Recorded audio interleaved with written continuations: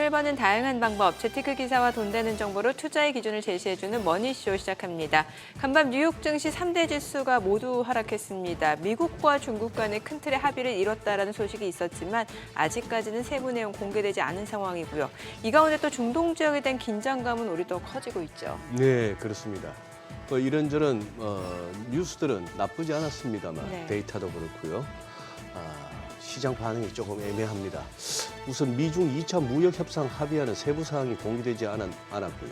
중국이 재개하기로 했다는 대미 히토류는 히토류 수출은 전격적인 재개가 아니고 허용 기간을 6개월로 한정해서 계속해서 또 새롭게 일종의 면허증 갱신 방식으로 뭐 하자는 건지 잘 모르겠습니다. 또한 미국과 이란의 핵 협상이 결렬 조짐을 보이면서 이란은 결렬 시 미군 기지를 공격하겠다 엄포를 놓고 있고 또 미국은 대사관 직원들의 또 철수 명령 소식도 보도되면서 유가는 4% 급등하면서 어느 정도 또 지정학적 리스크에 대해서 시장이 눈길을 돌리고 있습니다. 간밤에 발표된 미국의 5월 소비자 물가 지수는 모두 시장 예상치를 하회하면서 전년비, 전월비 다 좋았습니다만 데이터에 대한 신뢰성의 문제가 다소 좀 제기되는 그런 양상입니다. 네, 어제 국내 증시 양시장 모두 1% 넘게 올랐습니다. 외국인과 기관 동반 매수세가 시장 상승을 이끌었습니다. 코스피 3년 5개월여 만에 2,900선을 넘어섰고요. 코스피도 790에 가까워졌습니다. 정부 정책에 대한 기대감이 굉장히 큰 상황이고요. 미중 간의 협상이 진행 중인 모습이고 또 간밤에 중국에서는 히토류 수출 완화 6개월 한정을 발표하면서 오늘 국내 증시도 어떻게 반응할지 간밤에 크게 오른 유가는 어떤 영향을 미칠지 증시타임에서 확인해 보시면 될 것 같습니다. 오늘 하우머니에서는 최근 자본시장에서 주목받고 있는 원화 스테이블 코인 도입을 위해 정부가 어떤 움직임을 보이는지 또 도입될 경우에 어떤 변화가 있을지 알아보겠습니다. 지금 보시고 계신 머니쇼는 SBS BG의 유튜브에서 실시간 시청이 가능합니다. 더 많은 국내 주식 정보 받아보실 분들은 카카오톡 채널 머니랩 추가하시기 바랍니다. 그럼 먼저 빠르게 돌아가는 글로벌 증시 상황부터 정리해 볼까요? 최주연 아나운서 소식 전해주시죠. 간밤 뉴욕 증시는 여러 호재성 소식에도 불구하고 일제히 약세로 마감했습니다. 기다렸던 미국과 중국의 무역 합의 소식이 나왔고 또 인플레이션 지표도 예상보다 완만하게 나왔는데도 시장은 환호하지 않았는데요. 왜 이런 반응이 나왔는지 오늘 굿모닝 마켓에서 살펴보겠습니다. 우선 마감 상황부터 보면 다우 지수는 간밤 보합권에서 마감이 됐고요. S&P 500 지수와 나스닥 지수는 각각 0.27%, 0.5% 빠졌습니다. 시총 상위 종목도 대부분 내려앉았습니다. 미중 간 무역 합의에도 구체적인 반도체 수출 규제 완화 조치가 나오지 않으면서 엔비디아는 1% 가까이 빠졌고요. 마이크로소프트를 제외하고는 모두 하락세로 마감했습니다. 테슬라도 장 초반에는 머스크 CEO가 트럼프 대통령을 공격했던 것에 대해서 후회한다고 밝히면서 화해의 손길을 내밀자 큰 폭으로 올랐었는데요. 결국에는 상승분을 전부 토해냈습니다. 또 한동안 강세를 이어갔던 메타는 차익 실현 매물이 나오면서 오늘 1% 넘게 빠졌고요. 브로드컴만 3% 넘게 상승하면서 강세로 마감했습니다. 그러면 오늘 시장이 하락할 수밖에 없었던 이유들 몇 가지 정리해 보겠습니다. 일단 미중 간 무역 협상 결과가 진정한 합의를 이뤘다고 보긴 어렵기 때문인데요. 트럼프 대통령은 자신의 소셜미디어를 통해서 이번 합의에 대해선 만족감을 드러내긴 했지만 아직까지 중국 측이 최종 승인을 하지 않았고 또 기대했던 반도체 수출 규제 완화 소식 등 세부 사항이 구체적으로 나오지 않은 점이 투자자들의 실망감을 키웠습니다. 또 여기에 엎친 데 덮친 격으로 월스트리트 저널에서 나온 보도도 보면 중국 정부가 미국 기업을 상대로 히토류 수출 재개를 허가하면서도 기간을 6개월로 짧게 한정했다면서 이는 중국이 협상에서 우위를 차지하기 위한 전략적인 대응이라고 분석했습니다. 결국에는 미중 간 무역 갈등이 다시 커질 수 있다는 점을 염두에 둔 행동이라고 해석할 수 있기 때문에 시장 입장에서는 반가운 소식이 아니죠. 또 CPI 지표도 예상보다 잘 나오긴 했지만 일단 더 지켜봐야 한다는 신중론이 주를 이루면서 시장 반응은 차분했습니다. 일단 결과부터 보면 대부분의 전문가들은 관세발 영향이 이 5월 물가 지표부터 나타날 것이라고 예상했었는데 걱정했던 것과 다르게 5월에도 CPI 상승폭은 크지 않았습니다. 우선 모든 수치가 시장 전망치를 밑돌았는데요. 헤드라인 CPI는 전월 대비 0.1% 오르면서 직전치보다 소폭 낮아졌고요. 전년 대비로도 2.4% 상승했습니다. 또 근원 CPI 역시 전월 대비 0.1% 오르면서 예상치보다 크게 못 미쳤고요. 전년 대비로는 2.8% 오르면서 지난 2월 이후 4개월 연속으로 전망치를 밑돌았습니다. 이렇게 예상보다 CPI가 잘 나온 이유는 여전히 기업들이 관세로 인한 부담을 소비자들에게 전가하지 않고 있기 때문인데요. 실제로 관세로 인해서 오를 것이라고 예상됐던 이 상품 인플레이션 상승률이 진정됐습니다. 품목별로 보면 신차와 중고차, 의류 가격 모두 하락했고요. 또 이에 이어서 가구와 침구 가격도 크게 내린 것으로 나왔습니다. 오히려 서비스 가격이 이번 물가 상승을 주도했는데 서비스 부문 중 최대 항목인 주거비가 2개월 연속으로 0.3% 올라갔습니다. 하지만 전문가들은 대부분 이번 CPI에 대해서 좋은 결과이긴 하지만 앞으로 관세 정책에 따른 영향이 서서히 반영될 수 있다면서 지켜봐야 한다고 밝혔습니다. 먼저 프린시펄 자산운용에서는 관세에 따른 물가 인상은 몇 달이 더 지나야 CPI에 반영된다면서 물가 충격이 나타나지 않을 것이라는 가정은 너무 이르다고 강조했고요. 또 CIBC 캐피털 마켓은 일단 기업들이 이윤을 줄여가면서 관세를 감당했을 수 있다면서 만일 계속해서 관세가 유지된다면 근원 물가가 1% 상승할 수 있다고 내다봤습니다. 이 같은 평가가 대다수를 차지하기 때문에 온건한 CPI에도 시장은 크게 환호하지 않은 것이죠. 그래도 일단 이번 수치가 나온 후 선물 시장에서는 금리 인하에 베팅하는 확률이 크게 오르긴 했습니다. 9월 인하가 단행될 것이라고 보는 가능성은 61%에서 71%까지 올랐고요. 12월까지 2번 이상 금리가 내려갈 것이라고 보는 확률도 10%포인트 뛰었습니다. 오늘 밤에 공개될 PPI에서도 마찬가지로 이 관세발 타격이 나타나지 않았을지 지켜봐야겠습니다. 한편 오늘 중동발 리스크가 커진 것도 위험 선호 심리를 위축시켰고요. 덩달아 유가는 뛰어오르게 됐습니다. 간밤 미국이 중동 내 안보 우려로 이라크 주재 대사관 철수를 준비하고 있다는 보도가 나온 점이 시장 불안감을 키웠고 또 미국과 이란의 핵 협상이 난항에 빠진 것도 악재로 작용했습니다. 이에 따라서 WTI와 브렌트유는 5% 가까이까지 뛰어올랐습니다. 국채 수익률은 예상보다 낮은 CPI 데이터에 금리 인하 가능성이 커지자 오늘 큰 폭으로 하락했습니다. 또 장중 이뤄진 10년물 국채 경매가 흥행에 성공한 것도 이 국채 매수세를 키웠는데요. 결국 10년물 국채 수익률은 0.05%포인트, 2년물 국채 수익률은 0.06%포인트 내렸습니다. 달러화 가치도 미 국채 금리 하락과 맞물리면서 급락했습니다.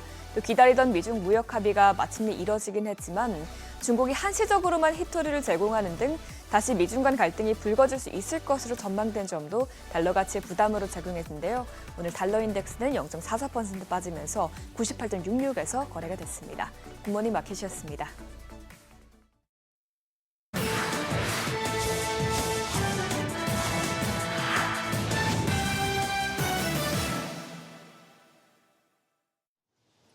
외신이 주목한 주요 이슈들 짚어보겠습니다. 먼저 CNBC입니다. 메타가 현실 세계를 인공지능 속에 그대로 옮겨 담는 새 AI 월드 모델을 공개했습니다. VJEPA2로 불리는 이 모델은 인공지능 스스로가 물리적 세계 규칙을 배울 수 있도록 설계된 시스템인데 이를 통해 인간과 유사한 방식으로 학습할 뿐만 아니라 계획하고 또 결정까지 내릴 수 있도록 돕습니다. 그간 생성형 AI같이 이 디바이스 안에 갇혀있던 AI 기술들을 밖으로 끄집어내는 단계에 초점을 뒀다 해석할 수 있겠는데요. 실제로 메타는 해당 모델이 특히 눈앞의 환경을 실시간으로 이해하고 움직여야 하는 로봇이나 자율주행차 기술 개발에 큰 이점을 제공할 수 있다 강조하면서 현실과 꼭 닮은 이른바 디지털 쌍둥이를 만들어 산업 곳곳에 인공지능을 녹여내겠다는 구상입니다. 그런가 하면 엔비디아 수장 젠슨 황 CEO는 양자 컴퓨팅이 변곡점에 다다르고 있다 말에 주목을 받고 있습니다. 개발 중인 하이브리드 양자 고전 컴퓨팅 솔루션 쿠다큐를 언급하면서 이같이 말했는데 앞으로 몇 년 뒤면 실제로 적용할 수 있는 시점에 가까워지고 있다. 정말 흥미로운 시점이다 덧붙였습니다. 연초까지만 해도 실용적인 양자 컴퓨터가 등장하기까지 좋게 20년은 걸릴 것이다 말했던 것과는 확연히 달라진 스탠스를 보여주면서 수요일장 관련주들이 요동치기도 했습니다. 황 CEO는 또 유럽에 세계 최초의 산업용 AI 클라우드를 구축하겠다 말하기도 했는데 독일이 첫 거점이 될 것이란 보도도 나왔고요. 앞으로 유럽에 20개 AI 팩토리를 추가하고 2년 이내에 유럽의 AI 컴퓨팅 용량을 10배로 늘릴 것으로 전망하기도 했습니다.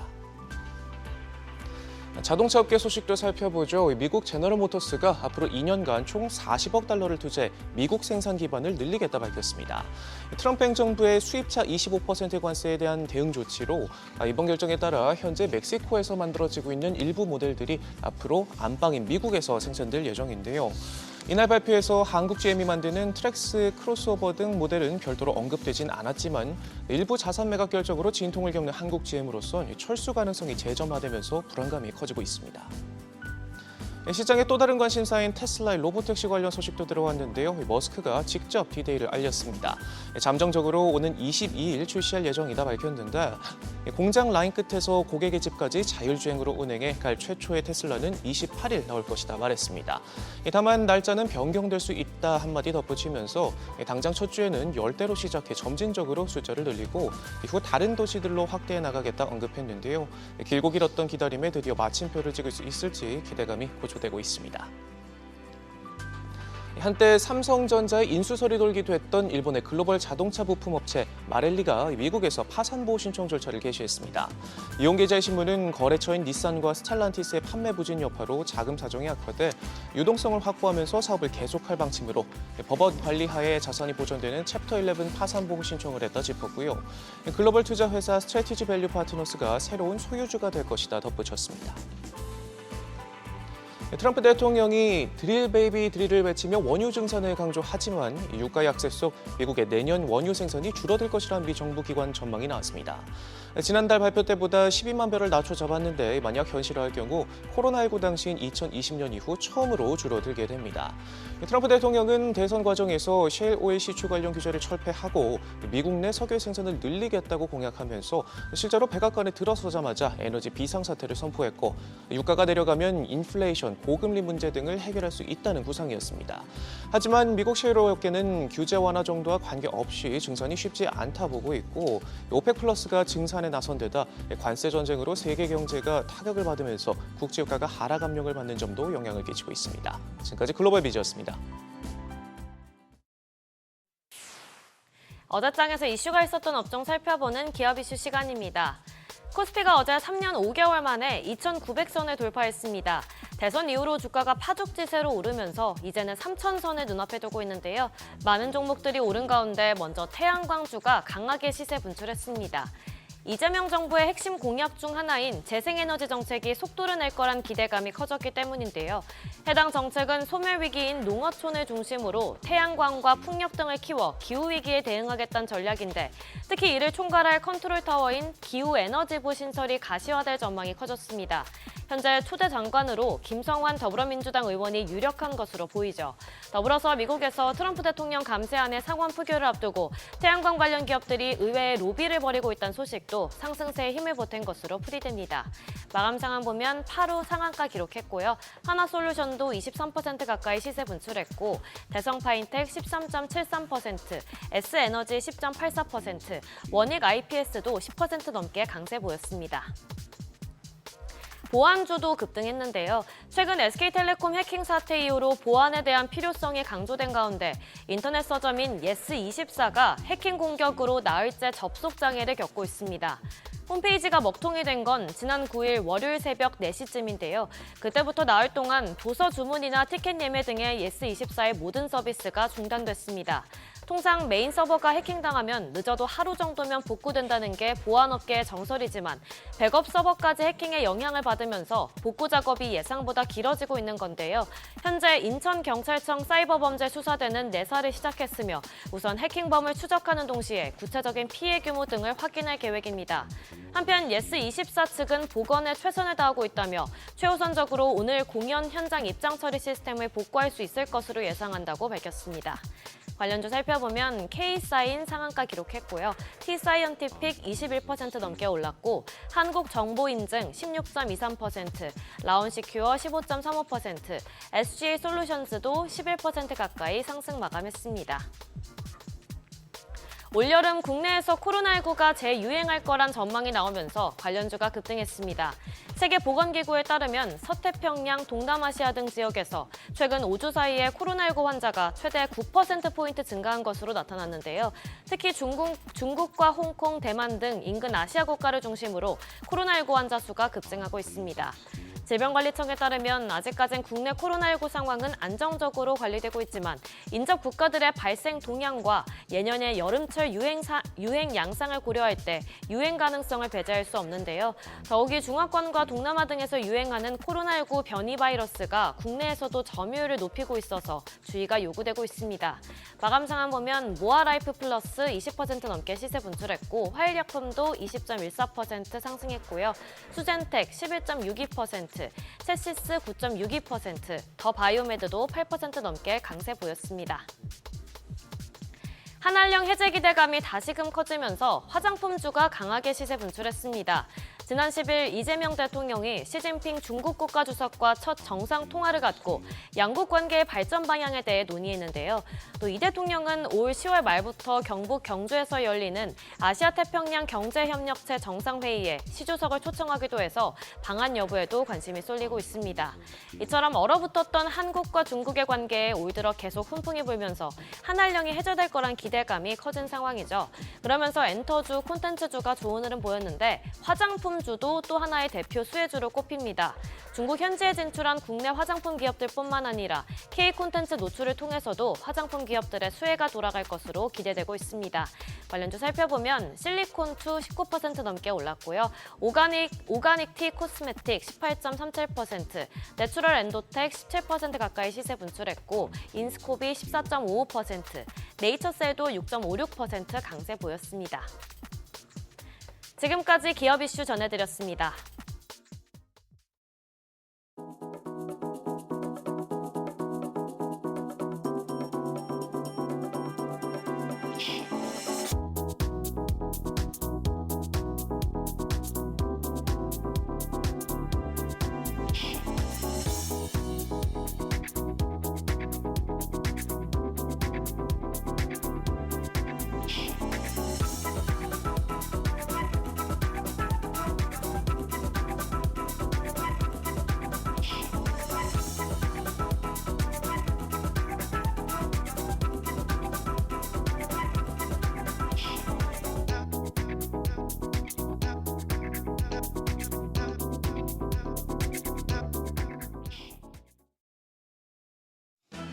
코스피 2,900, 다른 수식어가 필요 없습니다. 어제 국내 증시 상승 랠리를 이어가며 정말 오랜만에 보는 숫자를 만들어냈습니다. 최근 한 달 동안 코스피 상승률이 전 세계 2위에 달합니다. 한동안 투자자들에게 미운 오리로 여겨졌던 코스피가 백조로 변신하고 있죠. 분명히 한 번은 조정이 나올 텐데 그 조정이 언제일지가 중요하겠습니다. 어제장 복귀하면서 오늘장 투자 포인트 미리 체크하시죠. 코스피가 1.2% 올라 2,907포인트, 3년 반 만에 최고치를 기록했습니다. 코스닥도 2% 가까이 상승해서 연고점을 돌파했습니다. 양대 지수 6거래일 연속 강세를 이어갔는데요. 장중에 미중 협상이 상당한 진전을 이뤄냈고 이재명 대통령이 주식시장 활성화 방침을 밝히면서 투자 심리가 더욱 확대됐습니다.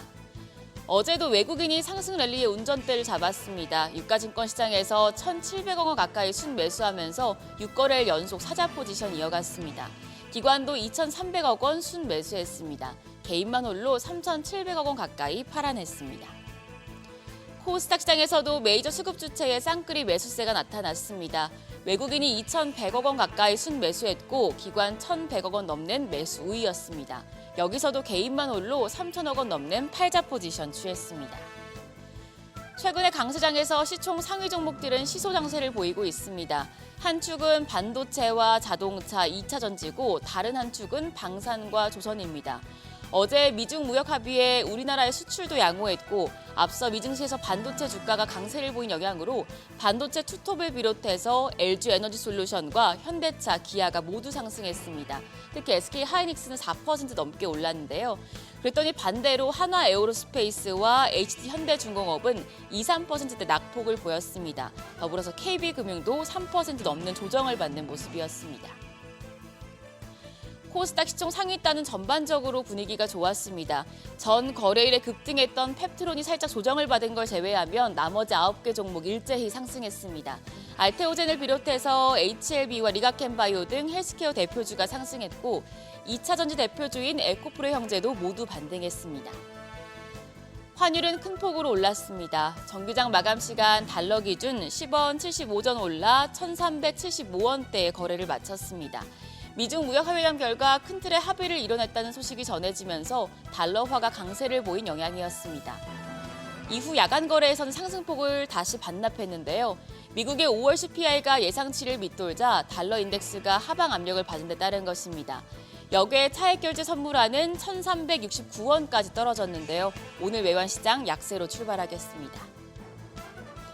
2,900 돌파의 상승 랠리에 대한 기대감이 더 높아지고 있지만 지금 12개월 후행 주가 순자산 비율 PBR이 거의 1배에 달하고 ADR 지표상 과매수권을 이미 넘어선 상황이라 조정에 대한 부담감도 커지고 있습니다. 시장이 쉬어간다면 어떤 쪽을 눈여겨보면 좋을까요? 오늘은 하나증권의 퀀트 보고서 내용을 정리했습니다. 8월에 MSCI 전기 리뷰가 예정이 돼 있는데요. 하나증권은 MSCI 편입 후보에 대한 배팅 타이밍이 빨라졌다는 점을 염두에 둬야 한다고 조언했습니다. 최근 2년간 MSCI 신규 편입 종목들의 리뷰일까지의 주가 흐름을 봤을 때 8월 MSCI 기준으로 6월 중순부터 7월 중순까지의 성과가 가장 높았는데요. 현재 편입 가능성이 높은 LIG 넥스원이나 두산, 현대건설은 아웃퍼폼 전략을 취하고 허들이 아직 미달 수준인 HD 현대미포나 한화, 효성중공업, 카카오페이에 대해서는 트레이딩 전략을 취하라고 제시를 했습니다. MSCI 정기 리밸런싱에 따른 투자를 생각 중이신 분들이라면 해당 리포트 내용도 참고해 보시죠. 일정입니다. 오늘 선물 옵션 동시 만기일이라 일시적으로 수급이 밝힐 가능성이 있습니다. 수급 변화에 따른 조정 가능성도 고려해 두셔야겠고요. 현지 시간 12일에 유럽 혈액학회가 개최됩니다. 신라젠과 앱클론 등 참가 기업들에는 모멘텀이 되겠습니다. 어제 시간의 거래에서는 여러 남북 경협주가 상한가를 기록했습니다. 우리 군이 지난 1년간 이어온 대북 확성기 방송을 어제 오후부터 전면 중단하자 남북관계 개선 기대감이 커진 영향입니다. 좋은 사람들과 인디F, JS나가 상한가 기록했는데 오늘 장에서도 강세 이어갈지 지켜보시죠. 그럼 넥스트레이드 프리마켓을 통해서 개장 분위기 가늠해 보겠습니다. 간밤 뉴욕 증시 미중 합의와 인플레이션 안도에도 약세를 보였습니다. 숨고르기에 들어간 모습인데 오늘 우리 시장도 쉬어갈까요? 일단 프리마켓 유가증권 시장 시총 빅5 종목을 보면 한화 에어로스페이스 제외하고 나머지 종목들은 약세입니다. 삼성전자가 0.3% 하락하며 59,600원, SK하이닉스가 0.21% 약세로 거래가 239,500원입니다. 삼성 바이오릭스가 약보합권, LG에너지솔루션이 0.17% 내림세로 거래가 292,000원으로 집계되고 있습니다. 반면 한화 에어로스페이스는 반등합니다. 1.3% 오름세로 현재 거래가는 916,000원입니다. 이어서 코스닥 시총 빅5 종목입니다. 지금 에코프로가 0.2% 오름세, 레인보 로보틱스는 보합이고요. 나머지 1위부터 3위는 약세 보여주고 있습니다. 알테오젠이 0.61% 내림세로 거래가 405,500원, 에코프로비엠이 0.21% 약세로 거래가 94,600원 나타내고 있고요. HLB도 0.75% 하락합니다. 현재 거래가는 52,800원입니다. 여기까지 프리마켓 점검했습니다. 오늘 선물 옵션 동시 만기일이라 수급적인 변화가 나타난다면 시장 단기적인 조정을 받을 수도 있겠습니다. 2,900에서 어떤 포지션 취해야 할지 머니쇼와 함께 고민해 보시죠. 지금까지 어제장 오늘장이었습니다.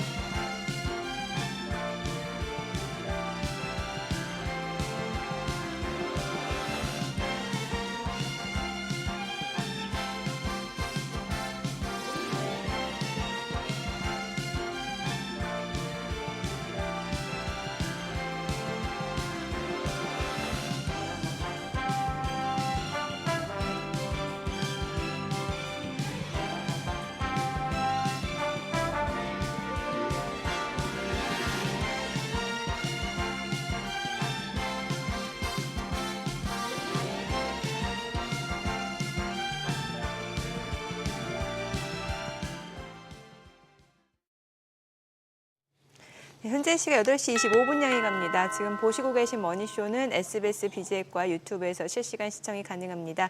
특히 SBS BG앱 다운로드 받으셔서 시청하시면 다양한 정보 확인해 보실 수 있고요. 더 많은 주식 정보 원하시는 분들은 카카오톡 채널에서 머니를 검색하셔서 친구 추가하시면 됩니다. 자, 어제는 미중 간의 무역 합의 큰 틀을 이뤄냈다. 큰 틀에서 합의를 이뤄냈다는 소식이 나온 가운데 또 오늘 우리 시간으로 오늘 오전 7시 50분쯤 나온 소식은 이제 트럼프 대통령이 각 교역국에다가 2주 내로 일방적인 관세율을 설정해서 서한으로 보내겠다. 네. 이제 각 테이블마다 손님들한테 이제 계산서 보내겠다 이 말이죠. 청구서, 예, 맞아요. 예. 네, 이제 2주 내로 일방적인 관세율을 설정해서 예, 서한을 보낼 2주 예정입니다. 후 같으면 7월 9일이 아닌데, 네, 그죠? 그렇죠. 2주 그래요. 2주 예. 내로. 그 전에 빨리 결정해서 보낸다라는 거 1, 2주 내로 결정해서 근데 일방적인 관세율이에요. 예, 그러니까요. 자, 미국 뭐 관세 무슨 합의가 나온 거죠 지금? 아, 중국하고요. 네. 중국하고 뭐 히토류에 대해서는 이제 이것도 사실 트럼프가 그 트루스 소셜에 올린 내용이에요. 아직 중국 쪽에서는 어떤 입장이 나오진 않은 것 그 같아요. 트루스 소셜의 그 소문자 대문자 구분해서 전부 대문자로 쫙 한 그거. 네네네네. 거기에 이제 그 네. 트럼프가 예. 그 큰 틀 이제 프레임워크를 합의를 이뤄냈다라고 하는데 그 안에 구체적인 내용은 아직까지 뭐 공개되진 않았지만 지금 뭐 일단은 중국이 히토류에 대해서 선제적으로 이제 업프론트라는 표현을 썼어요. 중국이 먼저 선제적으로 히토류를 공급하기로 했고, 네. 자 그러면은 이제 미국은 뭐 중국 유학생을 받을 거고 히토리하고 중국 유학생하고 뭔 상관이에요? 1대1 관계가 그러니까 저도 약간 그게 그러니까 이게 그래요? 사실은 이제 시장에서 뭐 반도체 규제 이런 게 있지 반도체 규제 완화 이런 게 있지 않았을까라는 기대감이 있는데 또 시장에서 이런 해석도 해요. 이게 트럼프가 공개적으로 얘기하지 않았지만 네. 물밑에서는 다른 이제 그랬을 거 그랬을 아닌가? 수도 있다. 사실 누가 봐도 유학생하고 히토류 이건 좀 아니잖아요. 음. 네, 그런 얘기가 나오고 있고. 야, 이거 시장에서 이걸 계속 버텨 나가려면 이러면 안 되는데 왜 이렇게 이제 관세 얘기는 쫓아가기도 싫고 살펴보기도 싫어지죠.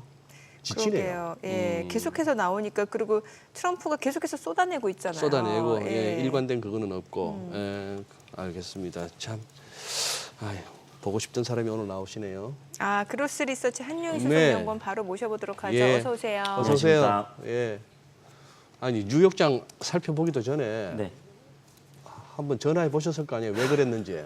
머스크 형이 왜 그때 그렇게까지 했는지 뭐랍니까? 왜 그랬답니까? 아니 아까 방송 전에 카더라 얘기까지 했었잖아요. 썰이야. 썰, 네. 그 썰은 썰 있고 이제 뭐 공식적인 거는 뭐 아무도 모르죠. 이제 그렇죠. 어떤 내용이 네, 오갔는지는 네, 아무도 네. 모르는데 뭐 이게 계산된 거였다 뭐 그런 썰은 있지만 그냥 썰은 썰입니다. 근데 이제 일단 충격을 좀 받았던 것들은 현직 대통령한테 그렇게 전 제일 충격적인 게 이제 앱스타인 명단에 있다라는 게 제일 충격적이었고. 그 관련 또 동영상도 살짝 올렸다가 네. 나중에 삭제하긴 했습니다. 근데 지금은 네. 다 삭제됐습니다. 네. 그래서 뭐 그때가 이제 지난주 주말이었죠. 그 금요일이었죠. 금요일에서 토요일로 넘어갈 때. 그 장은 마감됐고 하다 네. 보니까 그 미국장 기준으로 우리나라 현충일이었으니까 너무 놀랬죠. 그래서 그렇죠. 많은 고민을 했습니다. 이거 진짜 매도를 해야 되나? 그 비중을 줄여야 되나? 예. 그런 고민을 하긴 했었습니다. 저도. 사실 그 당시에는 누구나 그런 고민을 할 만한 어떤 네. 폭발력 있는 사안이었어요. 네. 그리고 실제로 올해 투자하신 테슬라 주주분들은 많이 나갔다고 하긴 하더라고요. 그래요. 네. 근데 저도 오래되긴 했지만 사실 일단은 그래서 저는 평단가가 되게 중요하다고 생각은 하긴 하거든요. 왜냐면 뭐 지금 300 이상에서 사신 분들 같은 경우에는 내가 마이너스가 이미 10% 찍혀 있는데 예. 여기서 마이너스 그때 15% 마이너스 15% 찍혔을 거예요. 그럼 추가적으로 마이너스 15%면 불안하거든요. 그런 이슈가 나오면. 그래서 사실 그런 마음이 되게 많이 들겠죠. 그래서 저는 일단은 그걸 버티려면은 그런 노이즈들을 버티려면 또 평단가가 되게 중요하다. 그래서 지금 또 반등을 하긴 했지만 과연 지금 결론적으로 매수를 해야 되냐? 조금은 기다리자. 이런 말씀을 좀 드리고 싶은 거고 저는 일단 로보택시는 잘 될 것 같습니다. 근데 장기적으로 보자면 지금 주가보다는 훨씬 더 높은 가치를 형성할 것 같다라고 생각을 하는 게 결국에는 로보택시는 지금 아무도 따라올 수 없는 테슬라가 이제 아예 그 다 잡아먹을 시장이라고 좀 생각을 합니다. 왜냐하면 웨이모 같은 경우는 라이다 센서가 있기 때문에 일단은 차량 한 대 만드는데 돈이 굉장히 많이 들어갑니다. 1억 넘게 들어가는데 로보택시 2인승 같은 경우는 3, 4천만 원 비싸봤자 지금 환율 곱해도 그렇기 때문에 단가가 계산이 안 되니까 그들을 죽여버리려면 내가 싼 단가로 만들어서 가격을 낮춰버리면 되는 거죠. 그럼 쟤네 현금 다 소진할 때까지 그러면 우리는 치킨 게임 하면 되는 거예요. 그러면은 이제 상대가 안 된다라는 거죠. 그래서 저는 로보택시 단가가 우리 돈으로 3, 4천. 그 정도 나올 겁니다. 네. 그럼 가격 차이가 엄청 나는데요? 엄청납니다. 그것도 원래 웨이모 같은 경우는 제규어 아이페이스라는 모델을 가지고 네. 개조를 해서 만들거든요. 네네. 그래서 라이더 센서가 이게 계속 돌아가잖아요. 그거를 설치해서 하는데 사실 제규어 입장에서는 아이페이스가 잘 안 팔리는 차량이에요. 미국에서도. 떨이하니까 좋죠. 대신에 싸게 주겠죠. 대량 구매하니까. 근데 그래도 개조하는데 드는 비용이 1억이 넘어갑니다. 왜냐하면 라이더 센서가 너무 비싸니까. 예. 근데 그럼 상대를 한다라고 하면 저는 상대가 안 될 거라고 생각하고 있고요. 일단은 공식적으로는 6월 22일에 이제 그 로보택시는 될 것 같다라고 얘기를 했습니다. 그래서 지금 6월 22일이 아니고 이번 주에 원래 하기로 됐던 거 아닙니까? 12일 12일. 오늘 같은 오, 경우는 예. 이제 블룸버그에서 나온 거고요. 예. 원래는 블룸버그에서 나왔던 건데 어제 이제 정정이 됐던 거는 그 로보택시 공개 언제 하냐 뭐 했는데 일론 머스크가 이제 지금 X에서 그 잠정적으로는 6월 22일에 한다. 그리고 그것도 잠정적입니까? 네. 근데 일단 안전이 중요하다라는 거죠. 네, 안전에 대해서 과민하게 반응하고 있기 때문에 날짜는 변경될 수 네, 있다라고 얘기를 했고요. 그래서 공장에서 출고된 테슬라가 스스로 운전해가지고 고객 집까지 가는 거는 6월 28일이다라고 했는데 본인 생일이잖아요. 네. 근데 무슨 말이냐면 또 트럼프 생일이 내일 모레일 거예요. 6월 14일. 네. 네. 그래서 좀 그 다음 6월 날은 시진핑 주석 생일이고. 그렇죠. 그래서 6월 달이 굉장히 좀 중요한 이슈가 있는데 주요 인사들 생일이 다 몰려 있네요. 네, 6월 근데 로보택시까지 이제 발표를 하다 보니까 네. 6월 28일이기는 한데 이게 무슨 말이냐면 공장에서 출고된 차가 그 튜닝을 거치지 않고 소프트웨어 튜닝 거치지 않고 그냥 고객 집까지 알아서 갈 수 있는 거예요. 그럼 이게 또 무슨 말이 되냐면 미국 내에서는 FSD를 키게 된다라고 하면은 우리가 흔히 탁송진을 가거나 탁송을 배송받거나 하잖아요. 뭐 2, 30만 원. 예. 근데 가까운 거리에 테슬라 매장이 있다라고 하면은 그냥 저거 딸깍 해가지고 보낼 수 있다라는 거예요. 그러면은 비용이 또 절감되는 효과가 있겠죠. 당연히. 그래서 저는 분명히 여기서도 비용 절감 효과는 기대할 수 있다. 왜냐하면 유통 과정이 줄어들게 되는 거니까. 그래서 일단 텍사스주 오스틴에서 지금 자율주행차 허가 업체 리스트가 나왔습니다. 그래서 이거 자료를 한번 띄워주시면은 일단 텍사스 오스틴에서 자율주행차 운영사 하는 곳이 6군데가 있습니다. 네. 첫 번째는 ADMT고 여기가 모회사가 폭스바겐입니다. 그다음에 AV 라이드라고 여기는 AV 라이드가 자체적으로 운영하고 있고 그다음에 모셔널 이게 현대차에서 하는 거죠. 계속 아이오닉 가지고 투자하는 거. 그다음에 웨이모가 구글. 그다음에 테슬라가 하고 있고 그다음에 죽스 그 네모난 박스차 같은 거 돌아다니는데 그게 아마존에서 하는 거죠.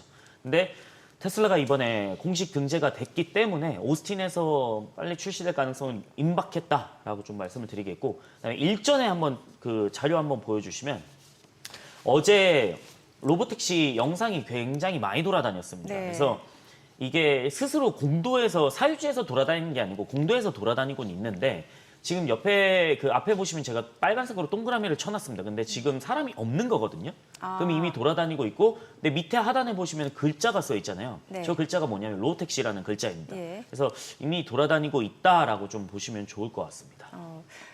지금 또 그 LA 지역에서 한참 그 불법 이민 단속 반대 시위가 있고 여기에 네. 이제 트럼프 대통령이 뭐 주방위군 해병대까지 투입하면서 강경 진압을 하고 있다 보니까 폭동이 굉장히 거세지고 있는데 여기서도 타겟이 된 게 구글의 웨이모였어요. 네. 예, 이거에 대해서도 여러 가지 해석이 나오잖아요. 이것도 테슬라하고도 무관치 않아 보이는데요. 그게 이 썰이긴 한데 예. 그냥 뭐 간단하게 말씀을 예. 드리자면은 이제 일전에 트럼프랑 일론이 같이 합쳤을 때 그 어쨌든 미국에서는 민주당 쪽은 이민자를 불법 체류자들도 이민으로 받아들이자 이런 네, 입장이었고 네. 공화당은 트럼프가 그걸 강경하게 내쫓자 해서 장벽 설치하고 막 그랬잖아요.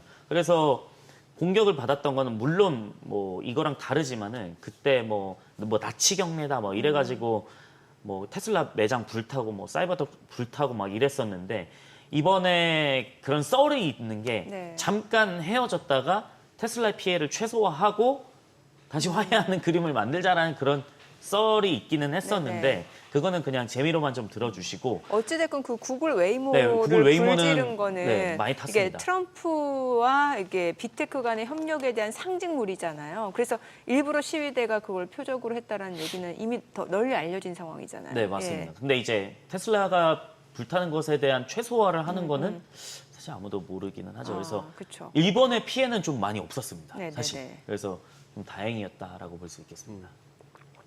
그리고 요거 한번 근본적으로 한번 짚고 가볼게요. 이 머스크의 입장은 어떻습니까? 저 전기차에 대한 또 신재생 에너지 관련해서도 뭐 바이든 정부 때부터 보조금이 많았잖아요. 근데 여기에 저는 그렇게 알고 있는데 머스크는 테슬라 전기차에 무슨 정부 보조금 필요 없다라고 얘기한 걸로 알고 있는데 그 입장이 어떻게 되는 거예요? 보조금 없이도 가능합니까 테슬라 경쟁력이? 옛날에는 불가능했어요. 근데 예? 지금은 가능하다고 저는 봐요. 왜 그러냐면 그게 또 테슬라 또 머스크의 입장이기도 하고요. 그거는 2021년부터 얘기를 했어요. 월스트리트저널에서 얘기를 한 인터뷰가 있었는데 네.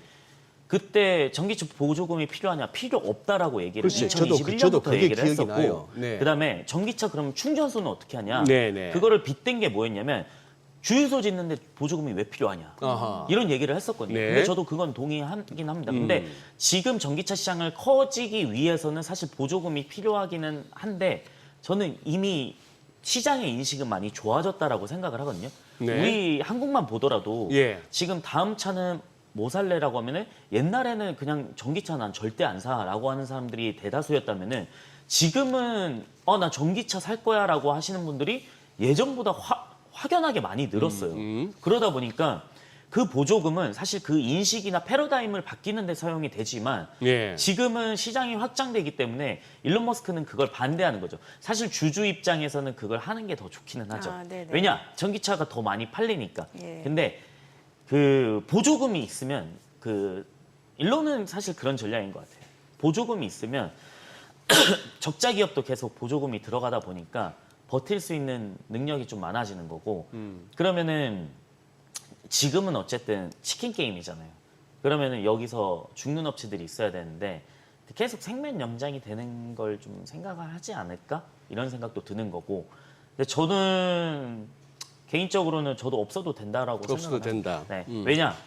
지금 테슬라 모델 Y 보면은 한 4만 달러 이 정도 되거든요. 물론 네. RWD 차량으로 예. 우리나라에서도 지금 RWD 차량이 LFP 들어간 게 이제 한 5,299만 원 뭐 이렇게 하긴 RWD요? 네네. 그 정도 하긴 하는데 보조금 받으면 한 4천 후반에서 지역에 따라 좀 다릅니다. RWD가 뭔데요? 그러니까 후륜구동. 후륜, 리얼. RWD. 네. 후륜구동 모델인데 그러니까 롱레인지는 조금 멀리 가고 배터리 3만 개 배터리 쓰거든요. 근데 좀 멀리 가고 모터가 조금 더 오케이. 출력이 좋아서 제로백이 좀 빠른 거 그것밖에 없습니다. 다른 건 다 똑같은데 그럼 이제 5천만 원 정도를 생각한다라고 했을 때 소비자는 여기서 보조금을 주면은 뭐 4천 후반이나 5천 초반 이렇게 될 거 아니에요. 네.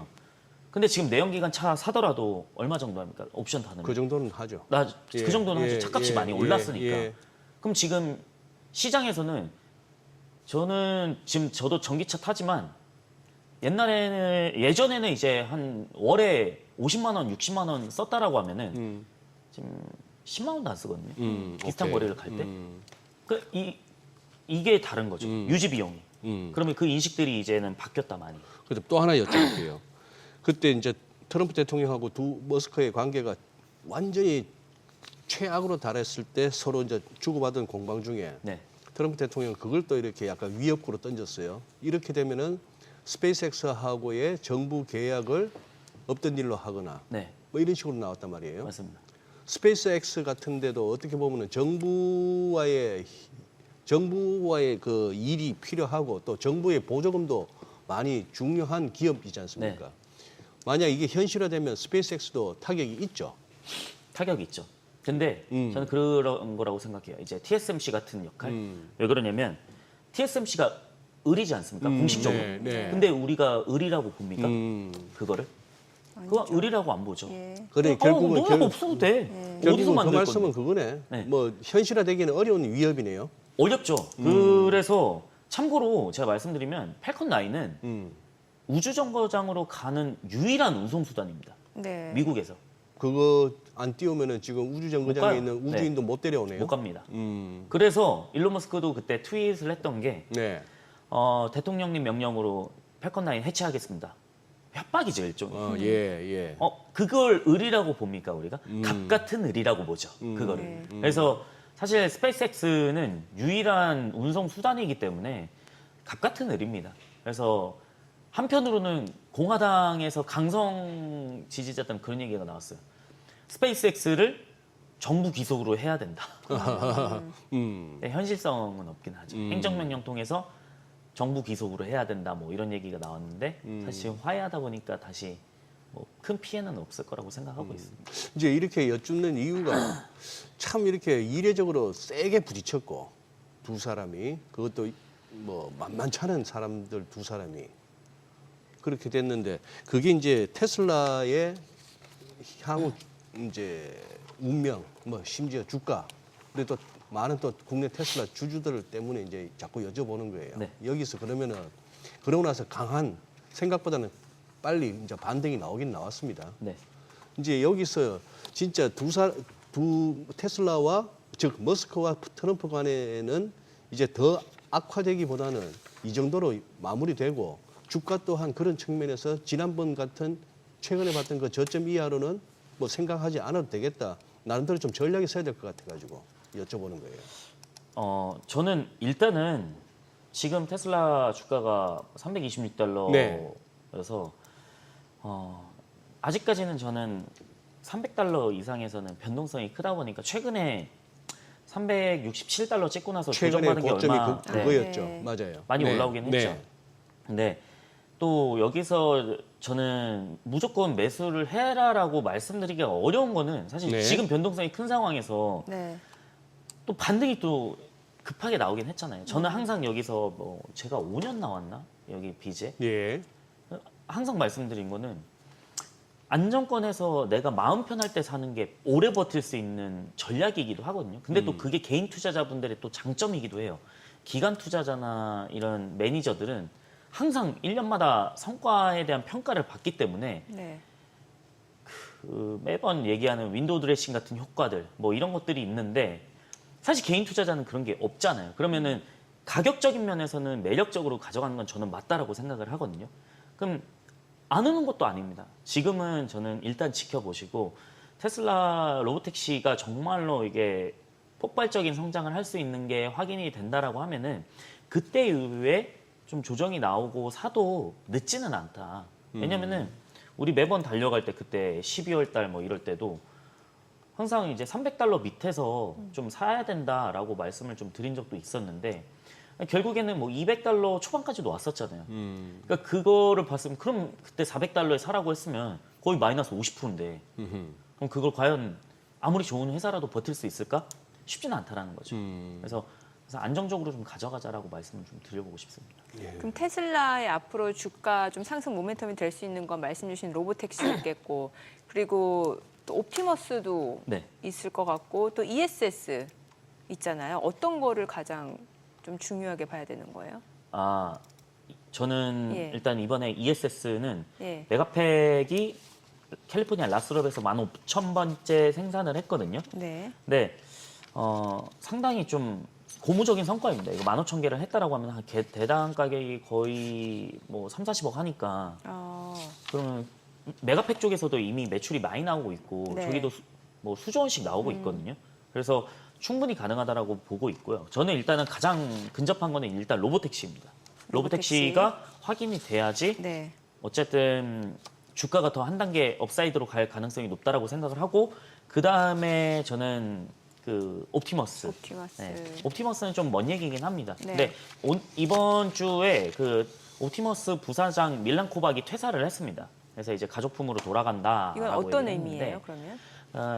항상 뭐 다른 데 이직하는 것보다 그 여러 가지 글을 쭉 남겼는데 사실 테슬라 근무 환경이 굉장히 힘들어요. 거의 24시간 거의 일주일 내내 일하고 네네. 그러니까 엔지니어들은 거의 갈려나가거든요. 대신 보상이 확실하죠. 테슬라 주가 올라가면은 거의 백만장자들 많이 생기니까. 금융치료가 네, 확실하네요. 금융치료 네. 확실하죠. 모든 빅테크 업체들이 대부분 그렇잖아요. 왜 실리콘밸리로 가겠습니까?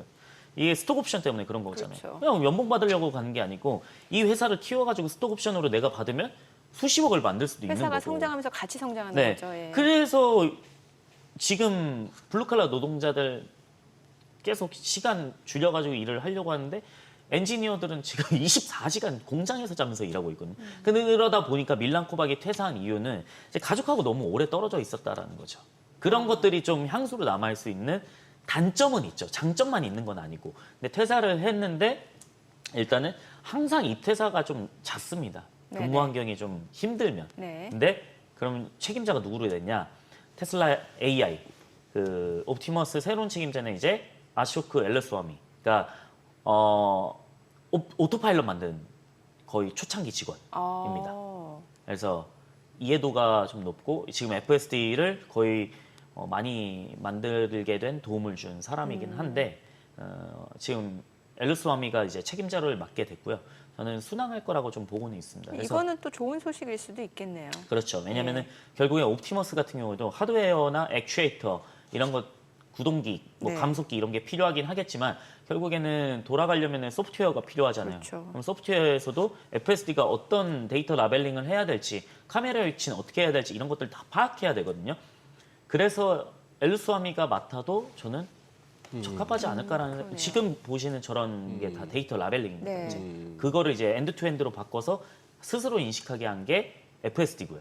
그래서 참 잘 맡을 것 같고, 그다음에 한국에서도 좀 좋은 소식이 나올 것 같습니다. 뭐냐면, 한국에서? 네, 그 지난주에 토요일 날 트럼프랑 일론이랑 엄청 싸울 때 네. 예. 한국 공식 홈페이지가 좀 바뀌었거든요. 하나 바뀐 게 FSD가 곧 출시할 가능성이 좀 있다. 우리나라에서. 네, 한국에서? 우리나라에서. 오. 왜냐면 저거 원래 없었거든요. 예. 풀셀프 드라이빙 구현 기능, 예. 감독 버전. 예. 저거 원래 없었습니다. 근데 저걸 떴다라고 하는 거는 조만간 좀 출시할 가능성도 있지 않을까. 연내. 그러면은 감독 근데 버전으로는 저거는 우리 한국에서 또 우리 정부 차원에서의 또 승인이 필요한 거 아니에요? 근데 그런 얘기도 했어요. 국토부에서는 네. 굳이 막지는 않겠다라고 언급은 한 번 그래요? 하긴 했었어요. 근데 그게 뉘앙스가 어떻게인지는 사실 그건 좀 파악해봐야 되는데 저 준비되어 있나? 사고 났을 경우에 어떤 뭐 골치 아픈 거 많을 텐데. 저는 우리나라보다 중국이 더 심하다고 생각하거든요. 중국이? 근데 무감독 버전이 아니라 감독 버전이라고 하면 네. 어찌 됐건 사고 났을 때는 어쨌건 사람 있죠. 예, 네. 예, 그게 되는 거죠. 무감독 왜냐- 버전은 네. 아니니까. 맞습니다. 그래서 근데 이제 운전을 하는 제가 어디 논문에서 보기는 했는데 이제 사람이 그 지금 자율주행을 하면서 그냥 바라보고 있는 거랑 네. 운전을 하면서 시야를 인식을 하는 거랑 피로도 차이가 엄청나죠. 엄청나게 예, 크다고 맞아요. 하더라고요. 예. 그래서 그 차이가 너무 크기 때문에 사실 감독 버전이라고 하더라도 운전의 피로도는 훨씬 줄었을 그럼 수 그렇죠. 있다라는 거죠. 특히 차 막히고 이럴 때. 네, 차 막히고 할 때. 물론 핸드폰 같은 거는 보진 못하겠지만. 네. 근데 가만히 이렇게 앉아서 보는 거랑 TV처럼 보는 거랑 내가 피해야 되는 상황을 다 인식하는 거랑은 피로도 차이가 너무 크기 때문에 저는 감독 버전이 나와도 사실 선택할 소비자들은 많지 않을까라고 생각은 하고 있습니다. 그냥 그래서 이번에 브레이크 바뀐 앞에 발만 살짝 좀 대기하고 있기만 하면 그렇죠. 예, 훨씬 편하긴 네. 하죠. 예. 사실 그 크루즈 쓰는 것도 사실 그것 때문이잖아요. 네. 그래서 연내에 좀 좋은 소식이 한국에서도 좀 들리지 않을까. 그 브레이크 앞에 발 살짝 대고 있는 거 그거 진짜 힘든데. 그게 사람 무릎을 상하게 하는데. 네. 아 근데 이제 그거를 그냥 자율주행이면은 약간 뭐 편하게 물론 좀 내려놓고 편하게 예, 예. 내려놓기는 할 수 근데 있죠. 이제 오케이. 긴박한 조금 상황에서. 이따 테슬라 얘기를 조금 더 한다 치더라도 조금 시장 전체적으로 봤을 때 네. 이제 어제는 CPI 뭐 디테일하게 따지면은 좀 의심의 눈길도 갑니다만 어쨌거나 CPI 좋게 나왔다고 볼 수 있고 네. 물가가 뭐 상승률이 낮아졌으니까 둔화됐으니까 좋다고 볼 수 있고 뭐 디테일한 내용도 또 모르겠지만 어쨌거나 협상됐다고 뭐 대문자로 막 디립다 올리니까 미국 네. 대통령이 아니 그런데 빠졌단 말이 장이 그리고 애플이나 네. 이런 쪽 어떤 대중국 사업이 중요한 뭐 엔비디아나 할 것 없이 조금 이제 그동안의 반등에 이제 약간 무거운 조짐이 보이고 전 고점 얼마 안 남았어요. 지수 차원이나 개별 종목이나 여기서 이제 약간 어떤 뭐 고비가 왔는데 우선 기본적으로 이제 뭐 다 됐으니까 하반기 어떻게 보세요, 우리 한수석은 저는 이번에 관세만 무난하게 또 넘어가면은 그 어제 베센트가 그 관세 관련해 가지고 발언해가지고 또 시장이 하락했던 것도 있었고 그다음에 뭐 중동 리스크도 있다라고 하는데 그건 좀 일부이지 않을까라는 생각은 하는데 네. 일단 CPI 잘 나오긴 했잖아요. 네. 그래서 예. CPI부터 좀 말씀을 드리자면은 CPI 전체 다 이제 예상치를 다 하회를 했습니다. 그래서 시장 분위기는 그때 온건해서 좋았긴 했는데 세부적인 내용을 좀 살펴보자면 그러니까 아직까지 주거는 좀 문제다. 주거는 왜냐하면 전월 대비해서 0.3% 상승한 게 결국에는 CPI 상승 주된 원인. 네. 그러니까 가중치가 많잖아요. 그렇죠. 그렇다 보니까 조금만 상승해도 가중치 때문에 이 정도 크게 상승한 건데 그럼에도 불구하고 예상치보다 하회했다는 거는 좋은 시그널이 될 수 있겠죠. 그럼 하락 면에서는 뭐가 있었냐? 항공요금이나 뭐 중고차, 신차, 의류들 보면은 생각보다 괜찮았죠. 왜냐? 마이너스 0.4% 하락했거든요. 근데 관세 때문에 관세 매기고 미국으로 들어올 텐데 지금은 들어와 있을 텐데 이게 0.4% 하락했다라고 하는 거면은 생각보다 물가 경기 침체가 안 올 수도 있지 않을까? 이런 생각이 좀 드는 거고 그다음에 식료품이 계란 가격이 여전히 좀 전년 대비해서는 좀 아직까지 좀 높은 점은 있었고 그다음에 에너지도 전년 대비해서 마이너스 3.5% 감소를 했고 그러다 보니까 일단 CPI는 좋았는데 그 아까 오프닝 때 말씀하신 그 베센트가 얘기했던 게 7월 8일 무역 협상 마감일 연기할 준비가 되어 있다. 근데 무역 장벽이 남아 있을 경우에 7월 9일 날 재도입하겠다. 이것 때문에 이제 좀 시장에 영향이 미치지 않았나 이런 생각을 하고 있는데 결국에는 이 관세만 잘 넘어간다라고 하면은 여기서 시장은 더 좋아지지 않을까라는 생각을 좀 갖고 있습니다. 이제는 참 죄송스러운 표현입니다만 이제 자꾸 듣고 있으면은 방금 이렇게 한수석이 소개했던 그 베센트 장관의 발언만 하더라도 이제 듣고 있자면 짜증이 나요. 하면 하는 거고 말면 마는 거고 유예했다가 이제 7월 9일 됐으면 그러면 협상이 되거나 어떤 뭐가 진전이 없었다면은 애초대로 그러면 관세를 때린다든지 또 관세 유예를 연장한다든지 이게 무슨 애들 장난도 아니고 말이죠. 진짜 굉장히 폭력적이고 관세 정책이라는 게 진짜 폭력적이고 쪼잔해요. 이제 진짜 보고 있으면 이걸 갖다가 네. 뉴스라고 매일 아침 저녁으로 우리가 이걸 갖다가 분석하고 듣고 영향이 어떨까요 하기도 자존심 상하고 솔직히. 시간 지나면 알맹이 없죠, 사실. 그러니까. 네. 예. 그럼 호값 볼까요? 네. 네, 지금 시각 8시 53분 지나갑니다. 오늘 양시장 예상 체결지수부터 좀 확인해 보겠습니다. 코스피가 오늘 0.3% 상승 예상되고요. 지금 2,915포인트로 집계가 됩니다. 코스닥도 0.3% 오름세 예상되고요. 지금 호가에서는 789포인트죠. 시가총액 상위 종목 예상가 보겠습니다. 삼성전자 오늘 보합 출발 예상되고요. SK하이닉스 오늘 1% 상승 예상됩니다. 지금 호가는 24만 2,500원, 24만 4,500원까지 나오네요. 삼성 바이오로직스는 보합 예상되고요. LG 에너지솔루션 상승 출발 예상됩니다. 호가는 29만 3,500원. 한화 에어로스페이스입니다. 오늘 1% 상승 예상되고요. 예상 체결가는 91만 6천원. 현대차입니다. 오늘 0.5% 상승 예상됩니다. 지금 호가는 20만 2천원. 어제 2% 강세를 나타내면서 시가총액 6위까지 다시 올라왔죠. 오늘 추가적인 상승 출발 예상되고요. 이 가운데 기아는 보합 예상됩니다. KB금융 1.8% 하락 예상됩니다. 지금 호가는 10만 5,200원. 삼성전자 우선주 보합 예상되고요. HD 현대중공업 오늘 0.9% 상승 예상되고 호가는 42만 2천원으로 나타나고 있습니다. 코스닥 시가총액 상위 종목 예상가 보겠습니다. 알테오젠 최근에 사흘 연속 강세를 보여줬는데 오늘 추가적으로 1% 오름세가 예상됩니다. 호가는 41만 2,500원. 이 가운데 에코프로비엠, HLB, 에코프로, 레인보우 로보틱스 지금 호가에서는 일단 보합권이 예상되고 있는 상황이고요. 휴젤도 보합 출발 예상됩니다. 지금 호가는 37만 원. 파마리서치가 상승 출발 예상되고요. 펩트론이 오늘 1.5% 상승 예상되고 있습니다. 최근에 이제 비만 치료제 관련 이슈가 나오면서 주가가 좀 급등하다가 어제 일부 좀 차익 실현 물량이 나오는가 싶었는데 오늘 다시 한번 반등 좀 시도할 걸로 보여집니다. 리가캠바이오 보합 예상되고요. 클래시스가 1.3% 상승 예상되면서 호가는 6만 1,000원으로 나타나고 있습니다. 자, 이제 개장까지 4분 가량 남았는데요. 일단 뭐 어제 사실 코스닥 그럼 굉장히 좋았잖아요. 네. 예. 지금 코스피도 그렇고 이제 3,000포인트 뭐 800선 일단 좀 바짝 다가온 상황이니까 좀 기대가 되네요. 예. 지금 뭐 이 상황에서야 뭐 미국이 숨고르기를 네. 하든 쉬든 말든 우리야 지금 이제 사실 기술적으로야 딱 짚어지는 거침이 없죠. 코스피가 지금 이 상태로 3,000을 간들 3,000까지 쭉쭉쭉쭉 뭐 며칠 걸려서 갈지 몰라도 간들 이상할 네. 게 없는 그림이 되었습니다. 벌써 이상해졌기 때문에 더 이상할 게 없는 그런 그림이 됐는데 모르겠어요. 오늘 이제 옵션 만기일이니까 일단 뭐 야간 선물 흐름에서 미국장 빠졌는데도 불구하고 저 정도는 오르는 걸로 마치고 끝났으니까 개장 초는 저렇게 나오겠는데 오늘은 후반까지 한번 봐야겠네요. 옵션 만기니까. 네. 네. 그리고 환율이 확실히 1,360원 아래로 살짝 발은 담갔습니다만 1,360원이 한 번만에 결정 나는 레벨은 아니네요. 다시 또 이렇게 환율이 약간 위로 오르는 그런 상황 되어버렸습니다. 보시죠. 그런데 지금 우리 시장은 최근에 한석께서는 어떻게 보셨어요?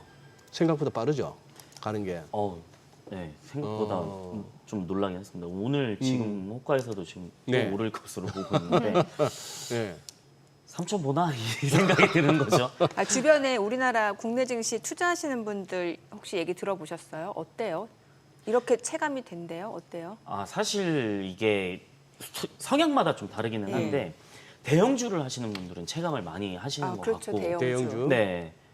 그 중소형주 중에서 지금 섹터 조금 잘못 고르신 분들은 아직 체감을 못 하시는 것 같고 왜냐면 이미 한번 지나간 뭐 조선주 아직 조선주 좋게 생각하는데 네, 네, 네. 주가로 따지면은 네. 한번 너무 높았다 보니까 높게 잡으신 분들은 조금 소외되신 것 같고 근데 그 중에서도 높게 갔는데 더 날아간 거 방산. 네, 방산. 네. 방산은 어나더 레벨이 좀 됐죠. 네. 그래서 방산은 이제 뭐 폴란드 이제 2차 계약분까지 좀 그럼. 납입할 가능성이 좀 있기 때문에 대규모거든요. 이것도. 네. 그래서 지금 K2전차, 흑표전차 계속 납품을 하고 있는데 사실 아직 전쟁 끝나진 않았잖아요. 예. 지금 거의 드론전으로 가고 있고. 그래서 방산 무기는 계속 필요할 것 같다는데 폴란드가 필요하면은 근처에 있는 또 루마니아나 뭐 북유럽 국가들 이렇게 좀 필요할 것 같고. 그래서 유럽 쪽에서는 K 방산에 대한 수요가 좀 많이 늘어날 수 있을 것 같다. 왜냐 미국의 탱크로 따지면 네. 그 에이브람스나 아니면은 그 KMW 이런 쪽이 있는데 수주 납기를 못 맞추거든요. 거기는. 그래서 또 가격이 비싸요. 제가 작년에 조사했을 때가 거의 흑표전차 대비해가지고 거의 1.5배에서 2배 비싸거든요. 네. 그래서 그리고 또 미국의 에이브람스 탱크 같은 경우에는 항공유를 써요. 이게 네. 항공유를 쓰다 보니까 예. 유지하는데도 비싸죠. 디젤유를 쓰는 게 아니고 항공유를 쓰면 너무 비싸다 보니까 그거 하는데 원래 미제가 비싸요. 미제. 미제 오랜만에 듣습니다. 미제. 어제부터 저희 컨셉입니다. 주식도 지금 주식도 미제가 편해요. 좀 터져도 미제 주식은 좀 들고 있으면 마음이 편해. 미제. 네, 알겠습니다. 네. 그래서 이제 방산 쪽은 이제 유럽 쪽으로 수주가 쭉 확산될 가능성이 좀 높다라고 생각합니다. 어디 뭐 탱크뿐입니까? 요즘 이거 KF-21 같은 전투기만 하더라도 상당히 그 가성비 측면에서 그렇죠. 예. 그러니까 증권주 혹시 좀 관심 가지셨어요? 개인적으로? 예, 증권주는 저는 굉장히 싸다라고 생각을 했거든요. 그래 담으셨어요? 저는 사실 국내 주식 투자는 많이는 안 하고 있습니다. 저희가 또 이제 보고서나 이런 것들을 발간하기 때문에 약간 제약이 있나요? 국내 거는? 뭐 사실 겹치는 게 좀 조심하긴 하죠. 사실. 물론 이제 사전에 고지를 하고 그 자본시장법에 따라서 이제 얘기를 말씀드리면 되긴 하는데. 그래요. 그러면 고려- 국내 네. 개장 확인하고 이야기 이어가 보죠. 오늘 국내 증시 개장합니다.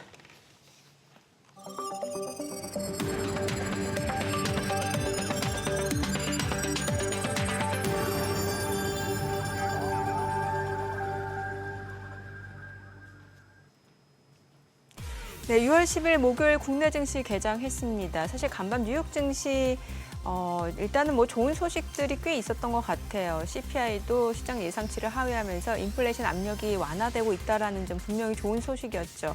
이 가운데 미중 간의 무역 협상 이제 큰 틀에서 좀 어느 정도 합의를 이뤄냈다라는 소식도 좋았습니다만 시장은 글쎄요 좀 무덤덤한 반응이었고 오히려 지정학적 리스크가 좀 부각이 되면서 오히려 3대 지수가 하락했습니다.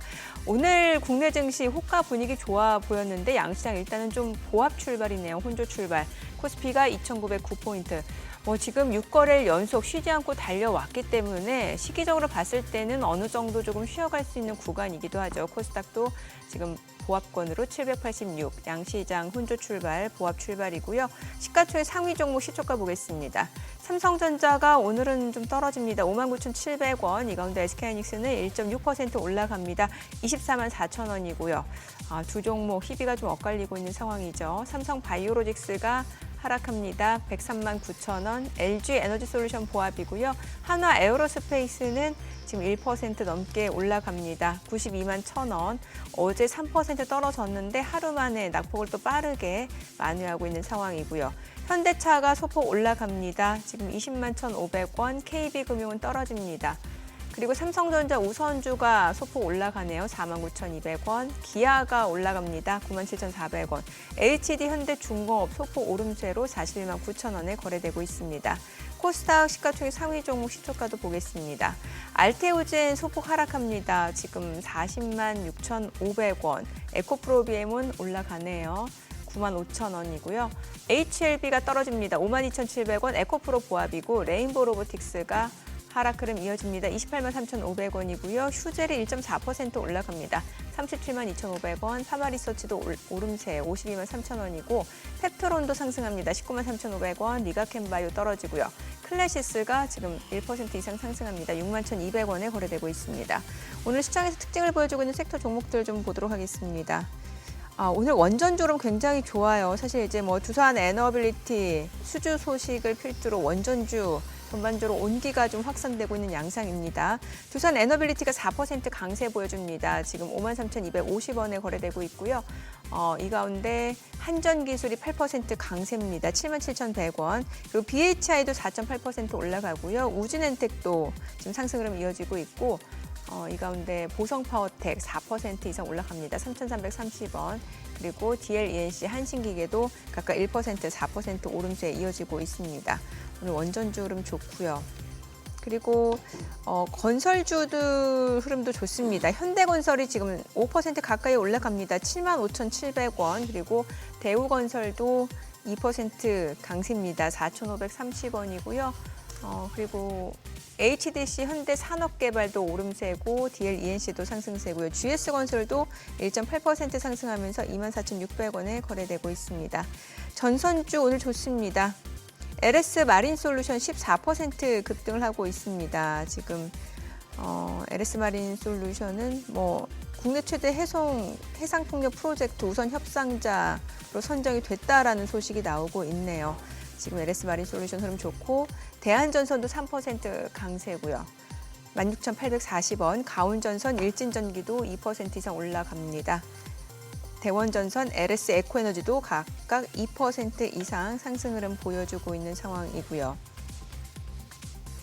남북경협주가 좀 움직이네요. 아마 이제 새 정부에 대한 기대감? 좋은 사람들이 18% 급등합니다. 그리고 인디에프도 10% 이상 올라가고요. JST나도 지금 12% 급등합니다. 3,560원. 현대 엘리베이터도 8% 강세고요.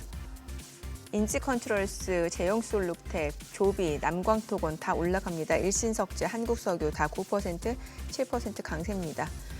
뭔가 정부 정책에는 기대감 때문에 국내 증시에서는 빠른 좀 순환매가 이어지고 있는 게 아닌가라는 생각이 드네요. 자, 수급 상황 좀 체크해 보도록 하겠습니다. 오늘 유가증권 시장에서는 개인과 외국인 순매수 보여줍니다. 각각 379억 원, 310억 원 매수 우이고요. 기관은 695억 원 매도 우입니다. 코스닥에서 개인 투자자가 463억 원 순매수, 외국인과 기관은 각각 446억 원, 22억 원 매도 우위를 나타내고 있습니다. 환율 체크해 보도록 하겠습니다. 달러 인덱스가 좀 떨어진 상황인데 달러 환율 오늘 많이 떨어지네요. 6원 하락한 1,369원에 개장이 됐습니다. 자, 일단 뭐 시장 자체는 조금 쉬어갈 수 있는 구간이기도 하고, 네, 뭐 오늘은 예. 원전주, 뭐 남북 경협주 흐름이 좋네요. 전력 전선 쪽까지요. 그래도 기존에 뭐 원전이나 이런 쪽에 주도주 역할을 했던 쪽이 여전히 힘이 있네요. 네, 어, 방산주도 좋아요. 예, 하나 그러네요. 에어로스페이스도 그렇고. 그렇고 아닌 게 아니라 진짜 지수 플레이 하는 쪽 입장에서는 어떻게 삼성전자만 이렇게 6만 벽을 넘어서서 이렇게 탄력적으로 움직여주면은 3천은 금방 땡기겠는데 그런 생각도 해봅니다만 다만 그렇게 됐을 때 삼성전자로 쏠리는 수급 때문에 다른 쪽에서 또 이렇게 뭐 못 갈 수도 있고 하니까 네. 그래 알겠습니다. 아니 그 엔비디아 네. 그 개발자 컨퍼런스 있었잖아요. GTC 파리 기존. 네네. 파리에서 있었던 예, 거 파리에서 있었습니다. 있었는데 여기서 양자 컴퓨팅을 또 얘기해가지고 네. 미국에서는 뉴욕 증시에서는 관련주들이 움직였거든요. 네. 그 이게 불과 5개월 만에 좀 반전이 이루어진 예. 건데 1월 달에는 양자 컴퓨터 상용화되려면 30년 넘었다 뭐 이런 얘기가 있었는데 네. 불과 그게 1월 달이었으니까 지금 그러니 5개월 예. 만이거든요. 예. 근데 지금은 어떤 식으로 좀 가냐면은 그러니까 블랙엘 GPU랑 같이 섞어서 가는 거 네. 이렇게 좀 가는 건데 25년 현재 기준으로 이제 엔비디아는 그 블랙엘 200 칩 위에서 자사 전체 양자 알고리즘 스택을 구현하고 있습니다. 그러면은 GPU랑 우리가 흔히 말하는 이제 양자 컴퓨터랑 고전 컴퓨터라고 하거든요. 네. 고전 컴퓨터랑 양자랑 하이브리드로 섞어서 간다라는 거죠. 일단은 양자 자체가 상용화가 아직은 안 되어 있으니까. 네. 근데 가장 저는 아직까지 좀 빠른 거는 이제 아이온큐라고 생각을 좀 하고 있고요. 네.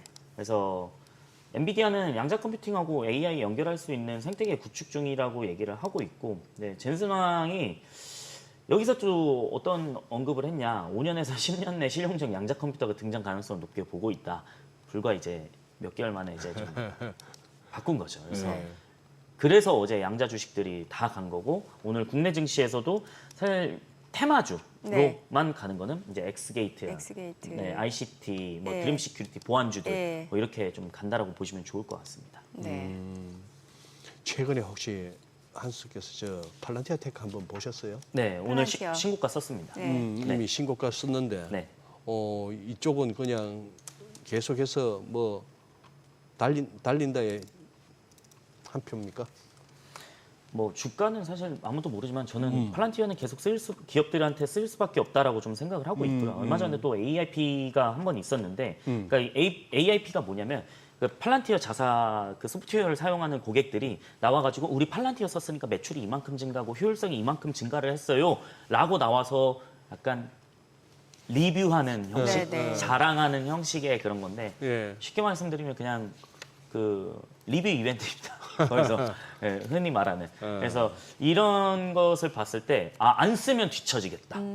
이런 게 저는 계속 듭니다. 네. AIP를 볼 때마다 팔란티어가 결국에는 이 소프트웨어를 어떤 걸 사용하느냐. 그 워프 스피드, 제조업에서는 워프 스피드라는 게 있거든요. 네. 그럼 제조업에서 혁신을 가지고 올 수 있는 워프 스피드를 사용한 제조업체랑 아닌 제조업체랑은 나눠질 수 있다는 거죠. 그래서 저는 이런 리뷰들이 하나씩 도입되다 보면 경쟁사 쟤네가 하는데 우리가 안 해? 야, 빨리 하자. 이렇게 될 수밖에 없다라고 보시면 좋을 것 같습니다. 그래서 이제는 정부 부분만 아니고 민간 부분에서도 사업성이 확장될 가능성이 굉장히 높다라고 보실 수가 있겠습니다. 뭐 미증시 쪽 아직 중점적으로 보신다고 하셨으니까 그러면 요즘 주변 사람들한테 어떤 조언 많이 해주세요? 조언이요? 네. 아, 이제 국내 증시 여쭤보기 전에 좀 궁금해서요. 저는- 왜냐면 빅테크에 대해서 기대 수익률을 낮춰야 된다라는 시각이 굉장히 많아졌거든요. 네. 이제 그만큼 많이 비싸졌고 네. 한번 꺾인 다음에 또 전고점 근방에 왔으니까 그런 얘기가 나올 만도 하죠. 예, 예. 공감은 합니다. 근데 여기서 저는 이제 좀 기업마다 좀 얼마나 이 템에 그러니까 전체 시장 규모에서 가져갈 수 있는 비중이 얼마냐에 따라 좀 다르다고 생각을 하는데 네. 아직 먹을 게 많이 남아 있는 시장은 성장할 가능성은 높고 뭐 그게 AI 쪽. 뭐 AI도 그렇지만 오늘 오라클 보세요. 그 아, 실적 발표하고 예, 예. 나서 애프터장에서 7% 올라갔잖아요. 네. 그런 거 보면은 아직도 남아 있네. 여전히 성장주 쪽. 그러면은 오라클 그래. 야, 이제 추론으로 간다고? 그럼 추론 수요가 엄청나 있구나. 엔비디아 더 수요 늘겠죠. 추론형 AI. 네. 예. 그럼 비만 치료제 이제 시작인데. 아, 그럼 비만 치료제에서도 3중 가는 회사들, 경고용으로 가는 회사들 이거에 따라 또 달라지는 거고. 그래서 그거는 뭐 그냥 비테크로만 따지기는 좀 어렵고 네네. 상세한 그 산업을 좀 봐야 될 것 같습니다. 역시 이래저래 따져도 뭐 실적 합니다만 실적보다도 그 주가가 이렇게 탄력적으로 한번 확 가주는 거는 성장성에 대한 기대감. 어떤 기대감 예. 그리고 내러티브가 그럴듯하면 가는 건데 아니 위에 어떻게 갖고 오신 게 그거네. 생각 의외의 업종을 갖고 오셨네요 오늘. 오늘 산업 보고서. 예, 네. 산업 네. 보고서. 의외 이, 업종이에요. 업종. 이 와중에 이거 성장성 차원에서 기대해봐도 될 만한 걸까 모르겠네요. 저는 이제 국내 증시에서 이제 산업 보고서를 발간을 하다 보니까 사실 오늘 산업 보고서는 그 카지노입니다. 카지노. 네, 카지노인데 일단은 저희가 쭉 이렇게 한 8페이지 정도 이제 보고서를 발간을 했는데 이제 매주 목요일마다 나옵니다. 근데 일단은 카지노는 저는 우리나라는 계속 성장할 가능성이 높고 최근에 파라다이스나 롯데관광개발 주가를 보시면은 쭉 상승하는 모습들이 나타나고 있습니다. 강원랜드는 근데 강원랜드는 내수. 내수 쪽이니까. 쪽이죠. 네. 네. 근데 왜 성장하느냐? 최근에 서울 좀 돌아다녀 보시면 네. 관광객이 엄청 많이 많아졌다라고 생각이 좀 드시는 분들이 맞아요, 많을 맞아요. 거예요. 예. 근데 카지노 산업은 대부분 호텔 리조트에 위치를 하고 있다 보니까 네. 관광 산업에 밀접하게 연관이 되어 있습니다. 예. 근데 아까 말씀하신 이제 강원랜드를 제외하면 모두 이제 외국인 전용 그렇죠. 카지노입니다. 근데 카지노 업체는 뭐에 좀 민감하냐? 드롭백에 민감하다라는 거죠. 네, 드로백. 그 손님이 와서 네. 칩으로 게임을 하려면 칩으로 변환을 해야 되잖아요. 예. 그럼 그걸 바꾸는 게 이제 드롭백입니다. 칩을 현금으로. 네, 현금이랑 바꾸는 게 예. 네, 드롭백입니다. 그래서 결국에는 VIP 하이롤러 같은 경우에는 많은 금액을 하는 사람들 네. 같은 경우에는 수익성이 결정적이죠. 그래서 그렇죠. VIP가 오냐 안 오냐 이게 그렇겠죠. 가장 중요한 그렇겠죠. 건데 최근에 아시아에서는 일본이랑 태국에서는 좀 천지개벽이 좀 있습니다. 뭐냐면 복합 리조트가 좀 개발을 하면서 비중국 아시아 쪽에서 영향력이 커지고 있습니다. 아, 그래요? 네. 네, 원래 아시아에서는 카지노 최고는 어디죠? 중국. 마카오죠. 마카오, 아, 네, 네. 마카오인데 중국이 단속을 하고 있습니다. 이게. 외국인 관광객이요? 네, 그러니까 마카오나 이런 쪽에서 많이 돌렸는데 자본 유출에 대한 심각성으로 너무 카지노 같은데 너무 가지 마라. 그러면 하이롤러 사람들이 없어지겠죠. 그래서 요즘 트렌드는 뭐냐? VIP 하이롤러들이 좀 줄어들고 매스 고객들이 늘어나고 있습니다. 매스 고객은 뭐냐면 콤프를 받지 않는 일반 고객들. 그러니까 좀 알아서 하는 고객들. 이런 식으로 좀 바뀌곤 있는데 근데 일본도 좀 개벽을 하는 게 뭐냐면 일본은 보수적인 나라잖아요. 네. 그러니까 카지노를 허가를 안 했어요. 예. 그러다 보니까 좀 카지노 산업이 성장하기 힘들었는데 2018년부터 복합 리조트를 허용을 했거든요. 그래서 허용 법안이 통과되면서 규제가 좀 완화가 됐죠. 그다음에 동남아시아도 카지노 빠르게 산업을 구축을 하고 있습니다. 뭐냐면 태국은 총리 주도로 카지노 사업 빠르게 법안 바꾸려고 하고 있고요. 베트남은 복합 리조트 개발을 하고 있습니다. 그리고 한국도 최근에 서울 보시면 진짜 식당에 외국인 한 명씩은 다 있습니다. 그분들이 다 올리브영 가서 매출 쓰는 거고요. 근데 방한 관광객이 늘어나면서 카지노 실적이 좀 개선이 되고 있다라는 거고 그래서 파라다이스 그룹은 2024년 카지노 매출이 8천억을 넘어섰습니다. 네, 인바운드 수요가 1월 저점 찍고 회복하고 있는데 그 파라다이스는 보통 일본 VIP들이 주도를 하거든요. 네. 일본에서 오신 분들이. 그래서 일본 VIP가 많아지면서 일본 VIP 드롭백이 많아졌습니다. 예. 그래서 홀드율이 커지면서 매출이 늘어난 거죠. 홀드율은 뭐냐? 카지노가 번 금액, 그 고객이 네. 잃은 거죠. 그래서 홀드율은 그렇게 따뜻하는데 카지노 매출은 뭐냐? 드롭백 곱하기 홀드율로 하면 매출이 나옵니다. 그러네요. 네, 그러면 되는 거고. 그래서 중국을 좀 말씀드리면 중국은 VIP들이 이제 중국 정부 자본 유출 방지책으로 21년부터 VIP 카지노 방문 정킷을 단속했습니다. 정킷은 뭐냐? 알선하는 사람들. 우리 디즈니 플러스 보시면은 카지노 한번 보신 분들은 무슨 말씀 드리는지 대충 아실 거예요. 맞아요. 정킷방 이런 거. 네, 뭔진 좀 아실. 콤프 처음 들어보시는데 콤프를 보신 분들은 아실 거예요. 근데 중국은 VIP 부진에도 불구하고 인구가 많다 보니까 매스 고객 드로백이 늘어났습니다. 네. 그러니까 일반 사람들이 많아진 거죠. 예. 그러니까 이 추세가 3분기에 예고된 7월 달 중국 무비자 단체 관광객으로 이어질 수 있다라는 거죠. 그래서 복합 리조트 시설이 갖춘 업체들이 좀 수혜를 받을 거고 저희는 매스 고객 중에 탑픽은 어디냐? 토비스라고 생각을 했습니다. 토비스요? 네. 토비스가 뭐예요? 토비스가 이제 모니터 만드는 업체인데 아. 카지노 모니터 전문으로 만드는 업체입니다. 근데 이 기업을 저희가 기업 이름 네, 토비스. 토비스입니다. 네, 근데 왜 이 기업을 좀 생각을 했냐? 저희가 그 밸류를 좀 측정했는데 밸류를 좀 봐주시면은 이제 파라다이스 GKL 롯데관광개발은 이거 말고 저희 PER 비교 요약을 한번 띄워주시면 그 12개월 포워드 PER이 파라다이스 GKL 같은 경우는 15배 정도 됩니다. 네. 그러면은 롯데관광개발은 순이익으로는 아직 적자기 때문에 측정하기는 힘들죠.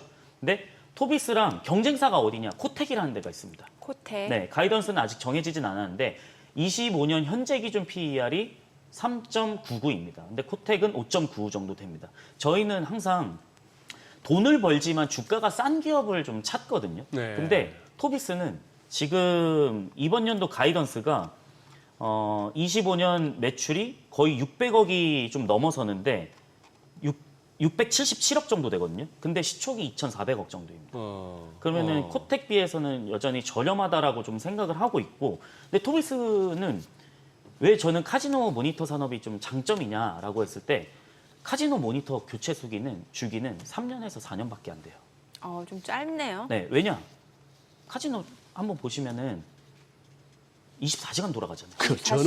저는 끌 틈이 없어요. 네, 저는 그 틈이 없잖아요. 네. 근데 저희가 매스 고객이 늘어나면서 왜 카지노 모니터 산업을 좀 생각을 했냐? 매스 고객은 저렇게 안에서 노는 것도 그렇지만은 카드 하면서 노는 것도 네. 그렇지만은 이렇게 땡기는 것도 많이 하시거든요. 슬롯머신. 네, 슬롯머신 같은 거. 네. 그런 모니터가 필요한 게 수요가 많아질 수 있다라는 거죠. 그러면 VIP 드로백이 낮아지고 매스 고객이 늘어나다 보면은 업체들 입장에서는 모니터를 살 가능성이 높아진다라는 그렇죠. 거죠. 그리고 그 카지노 모니터는 이게 그 곡률에 맞춘 설계거든요. 이게 평면이 나입니다. 예. 곡률에 맞춘 설계로 후발주자가 따라오기 쉽진 않아요. 아. 그래서 이게 사실 지금 보시면 저희가 사진을 좀 가져왔는데 저 곡률 때문에 사실 코텍이랑 토비스가 국내 점유율에서는 80%를 차지하고 있거든요. 모르실 거예요. 근데 수출에 대한 기대감이 있다라고 하면은 네.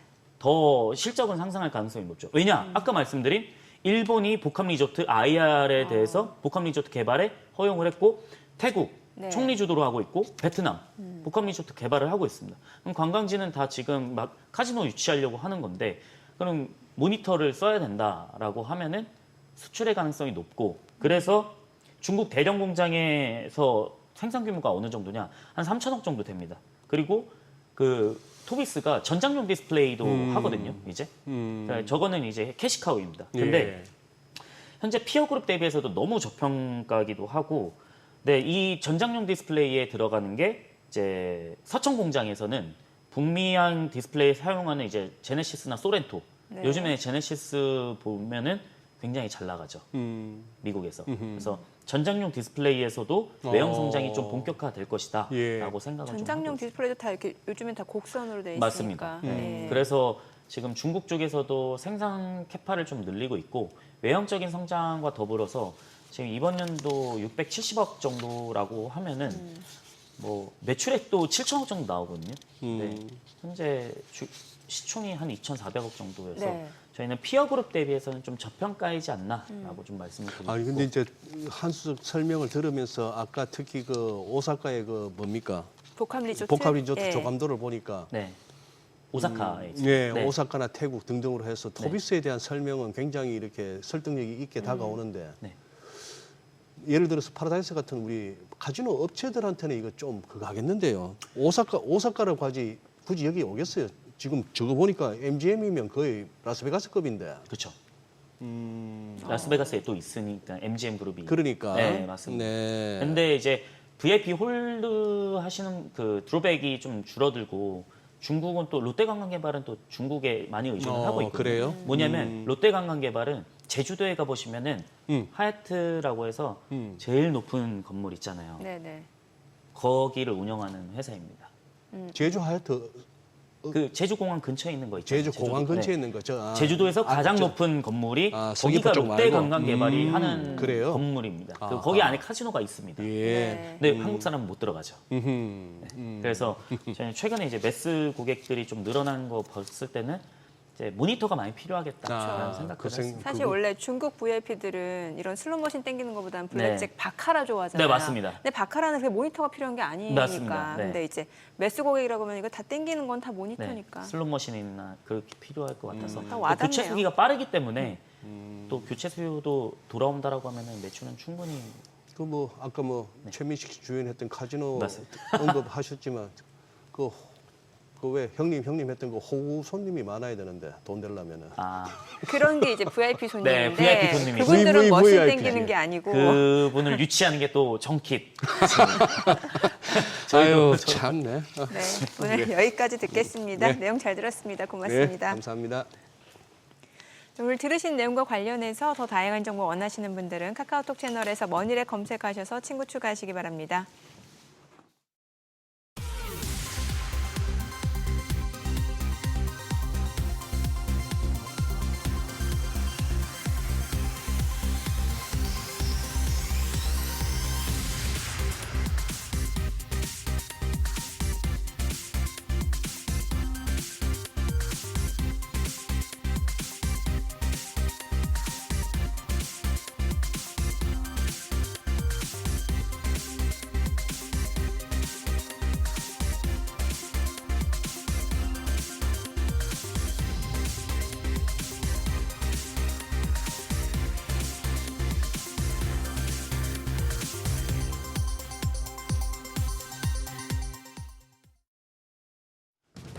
이 시각 시황입니다. 간밤 뉴욕 증시 숨고르기 장세를 보였지만 우리 시장은 더 나아가고 있습니다. 코스피와 코스닥 양대지수 모두 상승합니다. 코스피가 0.36% 오름세로 2,917포인트까지 보여주고 있고요. 코스닥도 0.23% 강세, 현재 788포인트에서 움직임 나타내고 있습니다. 수급 상황 보시죠. 유가증권 시장 오늘도 외국인은 매수 우위를 보여줍니다. 135억 원의 사자 포지션 취하고 있고요. 반면 기관은 643억 원 매도 우위. 이런 가운데 개인 오늘 778억 원 사자세 나타내고 있습니다. 이어서 코스닥 시장입니다. 코스닥 시장에서는 개인과 기관 사고 외국인은 팝니다. 오늘 418억 원의 매도 포지션 취하고 있고요.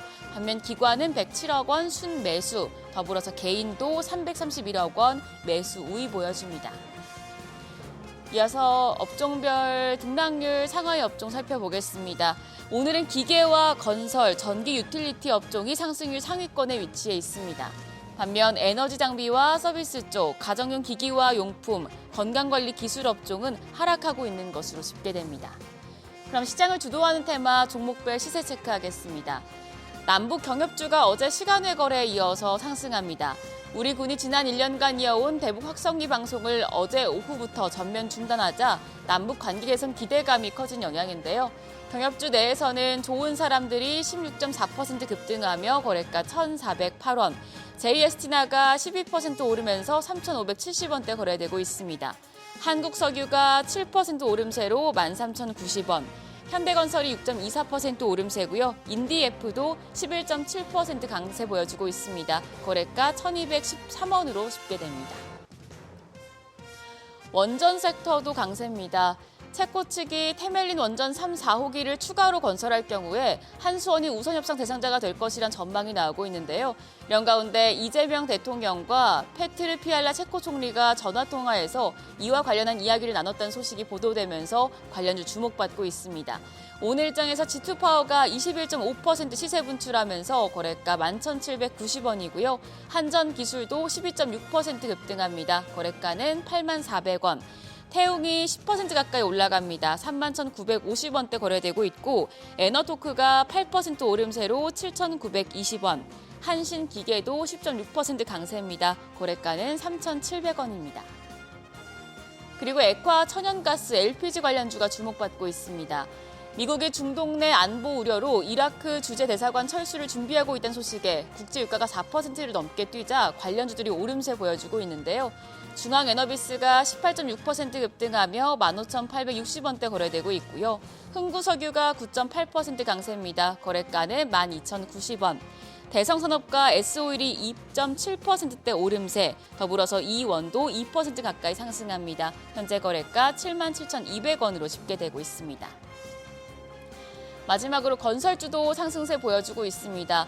건설주 같은 경우에는 이제 남북 경협주로 좀 묶이는 경향도 있고요. 현대건설 같은 경우에는 최근에 원전 산업도 확대될 것이라는 증권가의 긍정적인 분석이 나오면서 상승세 이어가고 있습니다. 오늘장에서도 6.3% 오름세로 거래가 76,700원이고요. 나머지 DLENC가 1%대 오름세, 대우건설도 1.58% 강세 보여주고 있습니다. HDC 현대산업개발이 0.92% 강세고요. GS건설 오늘 52주 신고가 경신했었는데 현재는 1.24% 오름세입니다. 거래가 24,450원 나타내고 있습니다. 오늘까지 국내 증시 7거래일 연속 상승세 보여주고 있습니다. 오늘장에서 눈여겨볼 업종 어떤 게 있을지 그리고 시장 대응 전략까지 알아보겠습니다. 오늘은 SBS 비즈 5스타 이동우 전문가 전화 연결돼 있습니다. 안녕하세요. 네, 안녕하세요. 네, 이재명 대통령이 전력망 투자를 핵심 공약으로 내세우면서 관련주에 관심이 쏠리고 있습니다. 전력 관련주 전망 어떻게 보시나요? 네, 새 정부 정책 기대감과 용인 반도체 클러스터 전력 공급 설비 계획 수립으로 전력 설비주에 대한 관심도는 계속해서 이어가야 될 것으로 보입니다. 이재명 정부가 재생에너지 중심의 에너지 믹스 전략에 속도를 내면서 기획된 송배전 국가기관 전력망을 적기에 건설하고 신규 전력망을 확충해서 신재생 에너지 전력 개통의 접속과 안정성을 강화하겠다는 방침을 좀 밝혔고요. 기업들은 국내외 준비에 박차를 좀 가하고 있습니다.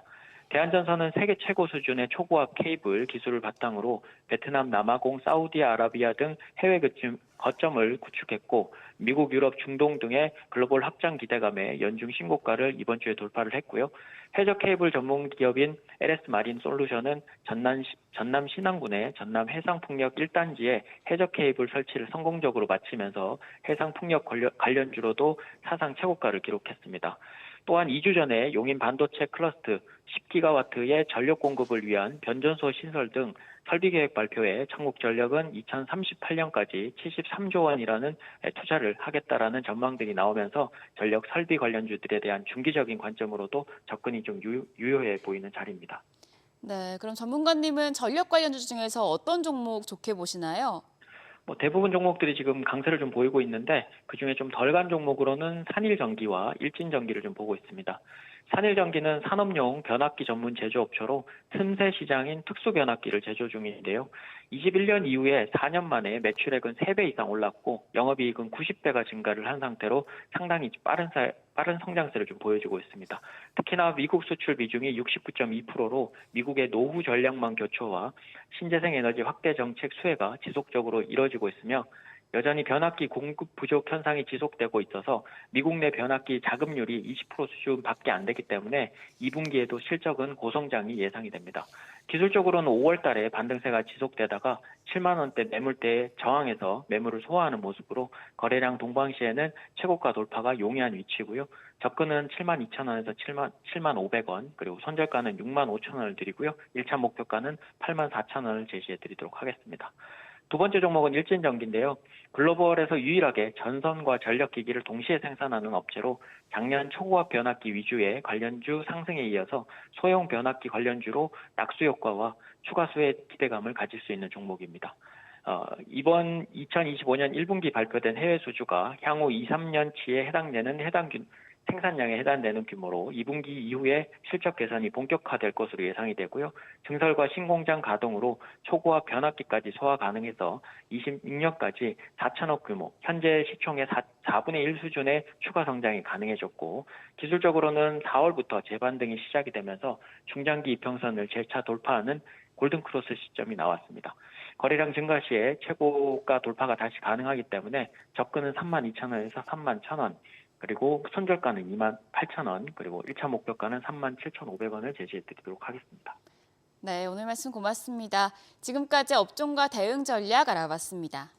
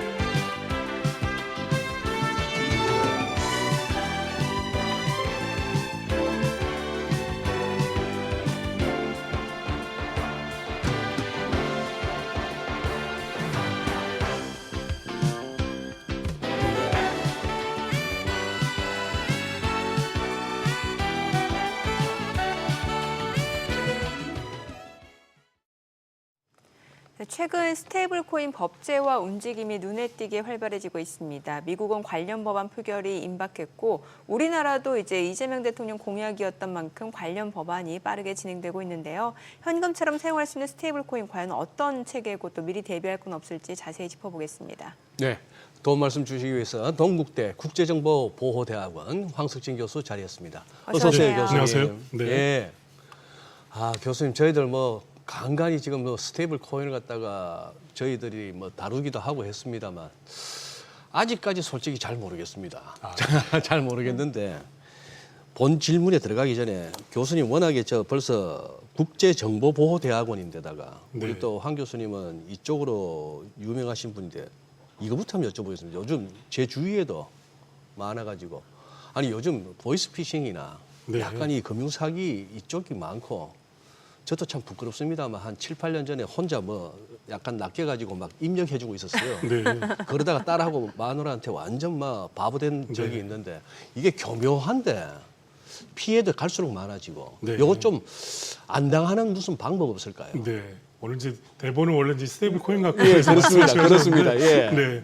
이 보이스피싱 상당히 심각하죠. 예. 심각하고 예. 특히 이제 최근에 이제 SKT 이제 그 유출 사고도 있어서 그러니까요. 그 정보가 이제 많이 빠져나가서 그 정보를 이용해서 제2, 제3의 이제 범죄도 계속 발생할 우려가 상당히 많은데 제일 중요한 건 무엇보다도 자기가 이제 자기 정보는 자기가 지킨다 이런 게 가장 중요해요. 그래서 원론적인 좀 얘기긴 하지만 모르는 앱은 이제 누르지 말고 그리고 이 전화가 오면 다시 이제 확인을 하는 이런 부분이 상당히 필요하지만 일상생활에서 그런 부분이 잘 되지 않기 때문에 그 상당히 보이스피싱 어떤 그 금액 피해가 그 작년에 지금 최고치를 찍었습니다. 8천억 원이 넘어가게끔 이렇게 이제 발생이 많이 됐거든요. 근데 개인 입장에서 보면 아무래도 좀 전에 말씀드린 것처럼 모르는 문자를 실제로 클릭한다든가 그러면 이 낚시 문자가 되게 많습니다. 그래서 이제 그런 부분도 있고 또 이 전화가 와서 그럴듯하게 세금을 환급해주겠다 아니면 너의 이 계좌가 범죄에 악용되었다 이런 식으로 계속 얘기하는 게 상당히 많은데 대부분 다 이게 현혹되지 마셔야 되고 그리고 또 요즘에는 AI 기술이 상당히 좋아졌습니다. 그래서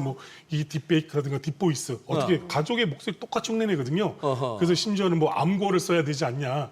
이런 얘기도 계속 나오고 있는데 암고로 쓴다는 말씀. 그리고 이거죠. 야, 네가 맞냐 안 맞냐. 딸 이름하고 통화를 한다 그러면 딸 맞아. 우리 집에 기르는 개 이름이 뭐지? 이런 거 물어보는 거죠. 근데 솔직히 아빠 이러면서 딸이 전화 오면 예를 들어서 고구마 하면 딸이 그렇죠. 감자 하든지 그런 걸 해야 된다. 집에 있는 애완동물 이름을 물어본다든지 이런 식까지 좀 해야 되지 않을까. 그래서 이게 원래 보이스피싱은 이제 사회공학적 사기라고 이렇게 주로 많이 하는데 그 친밀감을 더욱더 관계에 가질수록 그 많은 그 어떤 금원을 편취할 수 있는 그런 계기가 되기 때문에 그런 부분 상당히 조심하셔야 돼요. 그리고 또 의심이 되면 자기 휴대폰으로 전화하는 것이 아니라 다른 사람 휴대폰으로 정말 내 계좌가 어떤 뭐 이 범죄에 연루된 것이 맞는지 뭐 이런 부분은 그쪽 당국에다 전해서 물어봐야 되죠. 수사기관이라도 금융감독원에 물어봐야 되는데 자기 휴대폰 말고 다른 휴대폰으로 그렇게 그렇게 하시면 훨씬 더 좀 더 이게 어떤 범죄로 더 피해를 좀 더 예방할 수 있습니다. 네.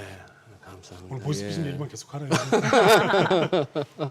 아니 그래 뭐 매번 또 이렇게 항상 이렇게 좀 개론 수준에서 머물다가 깊이 못 들어가는데 또 개론으로 스테이블 코인 교수님께서는 어떻게 설명해 주시겠습니까? 네, 일단 스테이블 코인 그러면 말 그대로 이제 스테이블 자체가 안정적이다. 안정적이다. 네. 근데 이게 정확하게 따지면 가치 안정형 가상 자산이다라고 이렇게 정의를 할 수 있습니다. 기존에 우리가 이제 가상 자산 뭐 가상 화폐 뭐 이렇게 얘기하면 뭐 대표적인 비트코인, 게 이더리움 뭐 이런 그런 것들. 거 얘기하잖아요. 근데 그게 보시면 가격 변동폭이 엄청나게 커져요. 그러니까요. 이렇게 해서 뭐 출렁출렁 요즘에도 예. 뭐 이더리움이 상당히 뭐 강세를 보이고 있긴 네. 하지만 근데 이제 스테이블 코인은 뭐냐면 이 법정화폐 특히 이제 달러 기반의 예. 그 연동을 시켜놔가지고 뭐 패킹을 한다고 하는데 1코인당 1달러의 어떤 패킹을 걸어놔서 가격 변동폭이 거의 크지 않고 다만 환율의 영향을 좀 약간 뭐 받아가지고 거기서 조금 오른다든가 이렇게 되는 거지 거의 가치가 변동되지 않고 그러니까 안정적으로 계속 유지가 되는 이런 코인이라고 보시면 될 것 같습니다.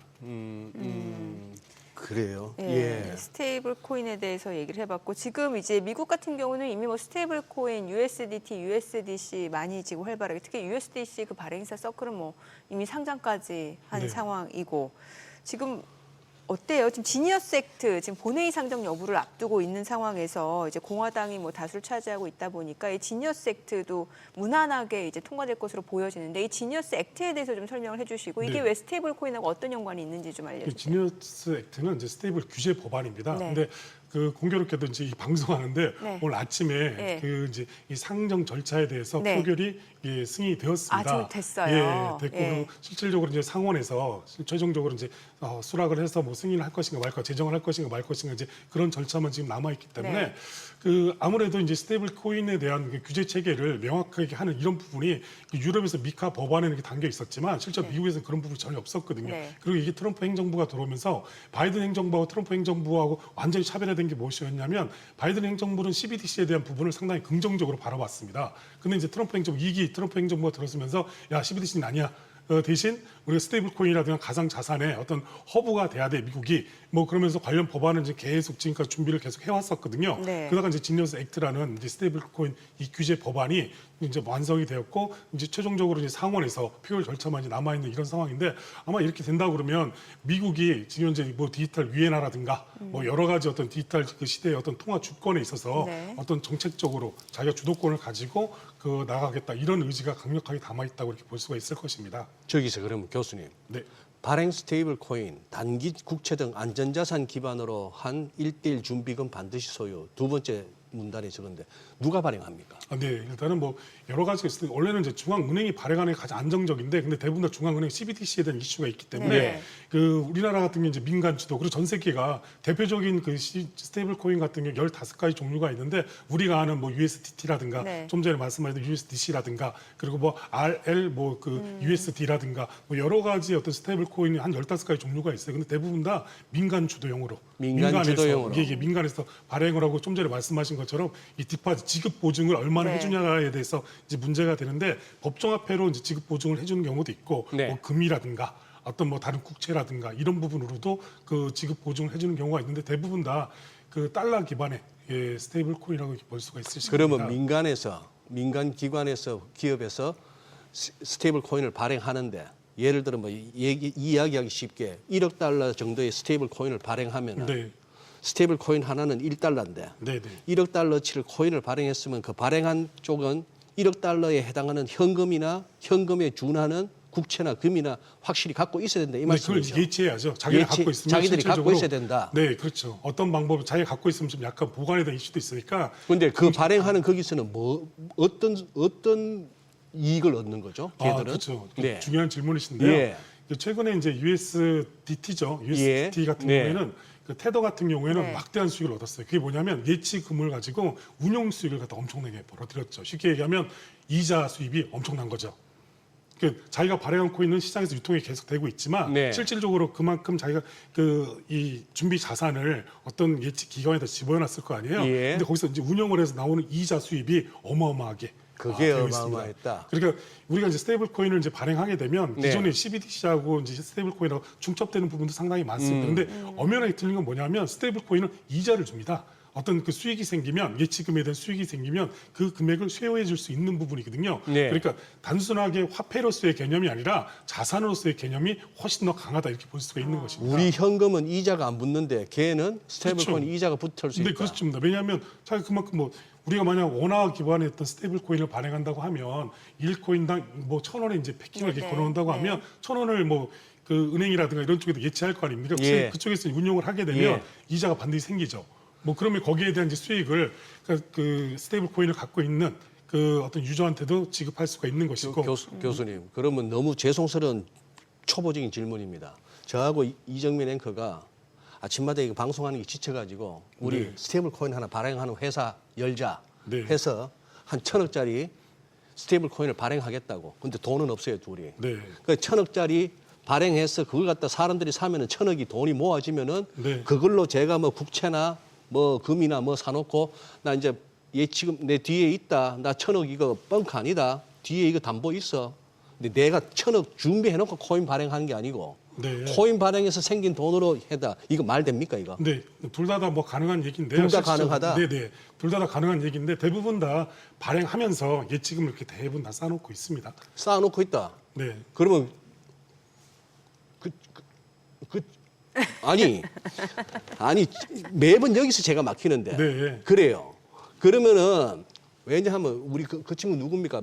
뭐 몬테네그로에서 잡혔던 그 친구. 네, 곤드레이죠. 예, 뭐 근데 그 이제 누나테라고 좀 약간 틀린 게 뭐냐면 그거하고는 틀리는데 네네. 스테이블 코인도 마찬가지로 네. 제 얘기는 애초에 1,000억 정도의 스테이블 코인을 발행할 수 있을 만큼의 그걸 담보를 갖고 있을 만큼이면 벌써 거액 자산가 아니에요. 돈 많은 사람 아닙니까? 네네. 근데 그렇게 해서 지가 그걸로 무슨 뭐 이자를 받든 뭘 받든 하면 되지.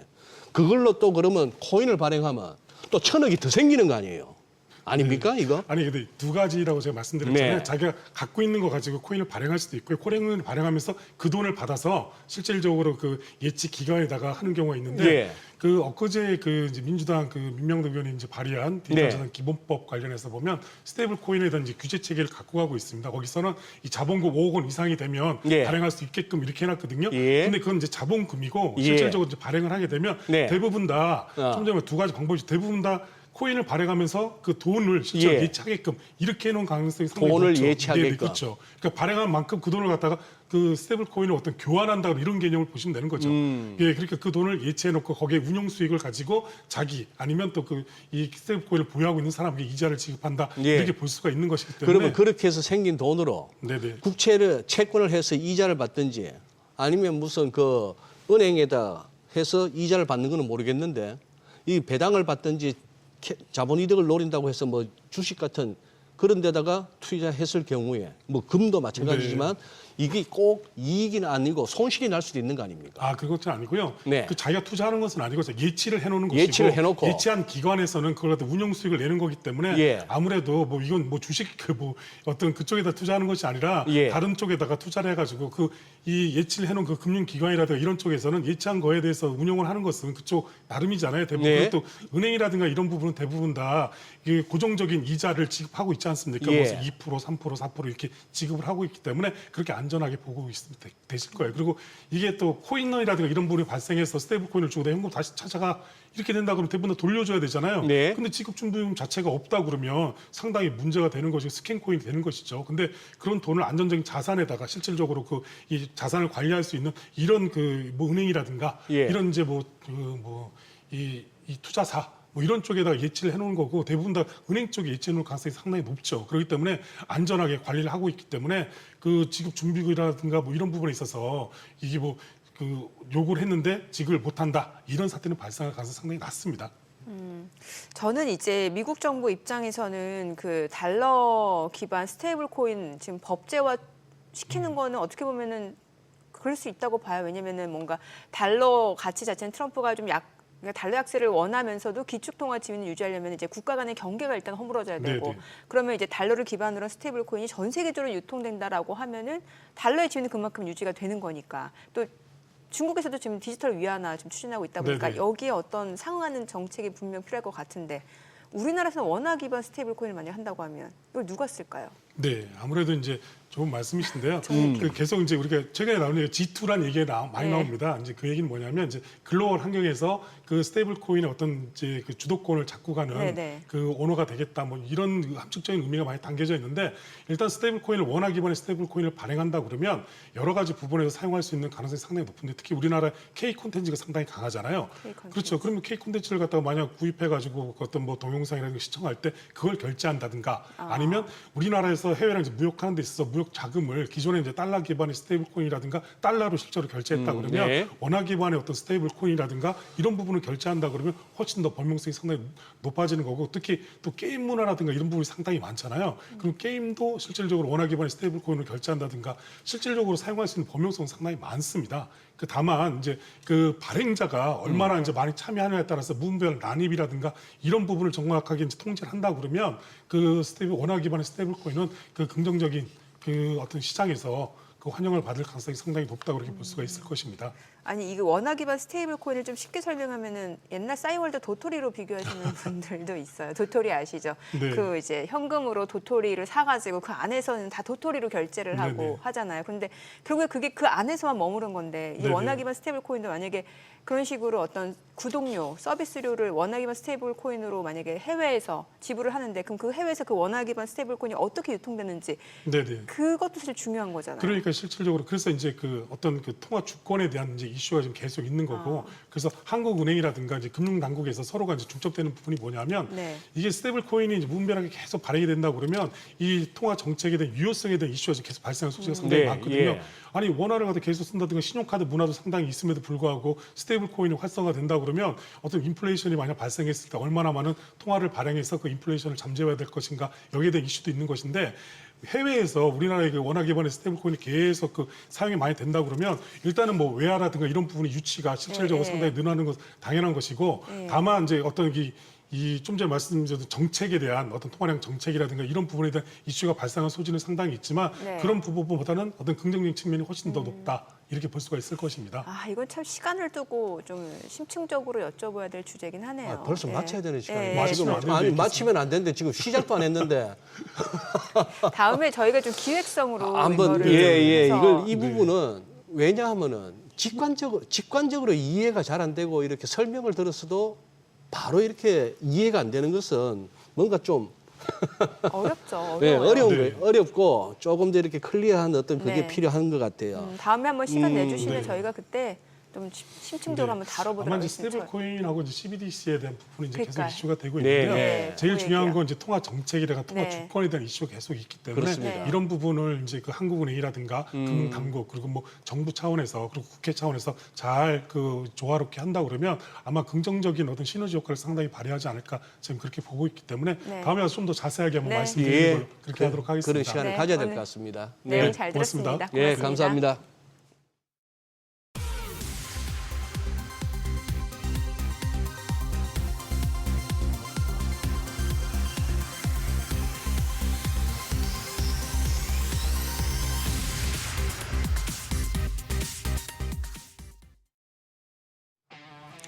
네, 오늘 시장은 보니까 좀 쉬어가고 있는 상황인 것 같은데 일단은 뭐 타이밍적으로는 좀 쉬어갈 상황이긴 하죠. 양시장. 네. 이제 변화는 이제 개인들이 순매수로 나타나고 있다는 겁니다. 네. 현재 이제 개장하고 채 1시간이 안 됐습니다만 아시아장은 니케이는 밀리고 있고 중국 런던에서 들려온 소식에 중국 증시 어떻게 반응하는지도 한번 확인해 보시죠. 네, 저희 방송 중에 전해드린 내용과 관련해서 모든 투자 판단의 책임은 투자자분들께 있다는 점 알려드립니다. 네, 세상의 모든 돈 되는 정보 머니쇼 오늘은 여기서 인사드리겠습니다. 여러분의 모든 경제 SBS 비즈가 함께하겠습니다. 저희는 내일 오전 8시에 찾아뵙겠습니다. 고맙습니다.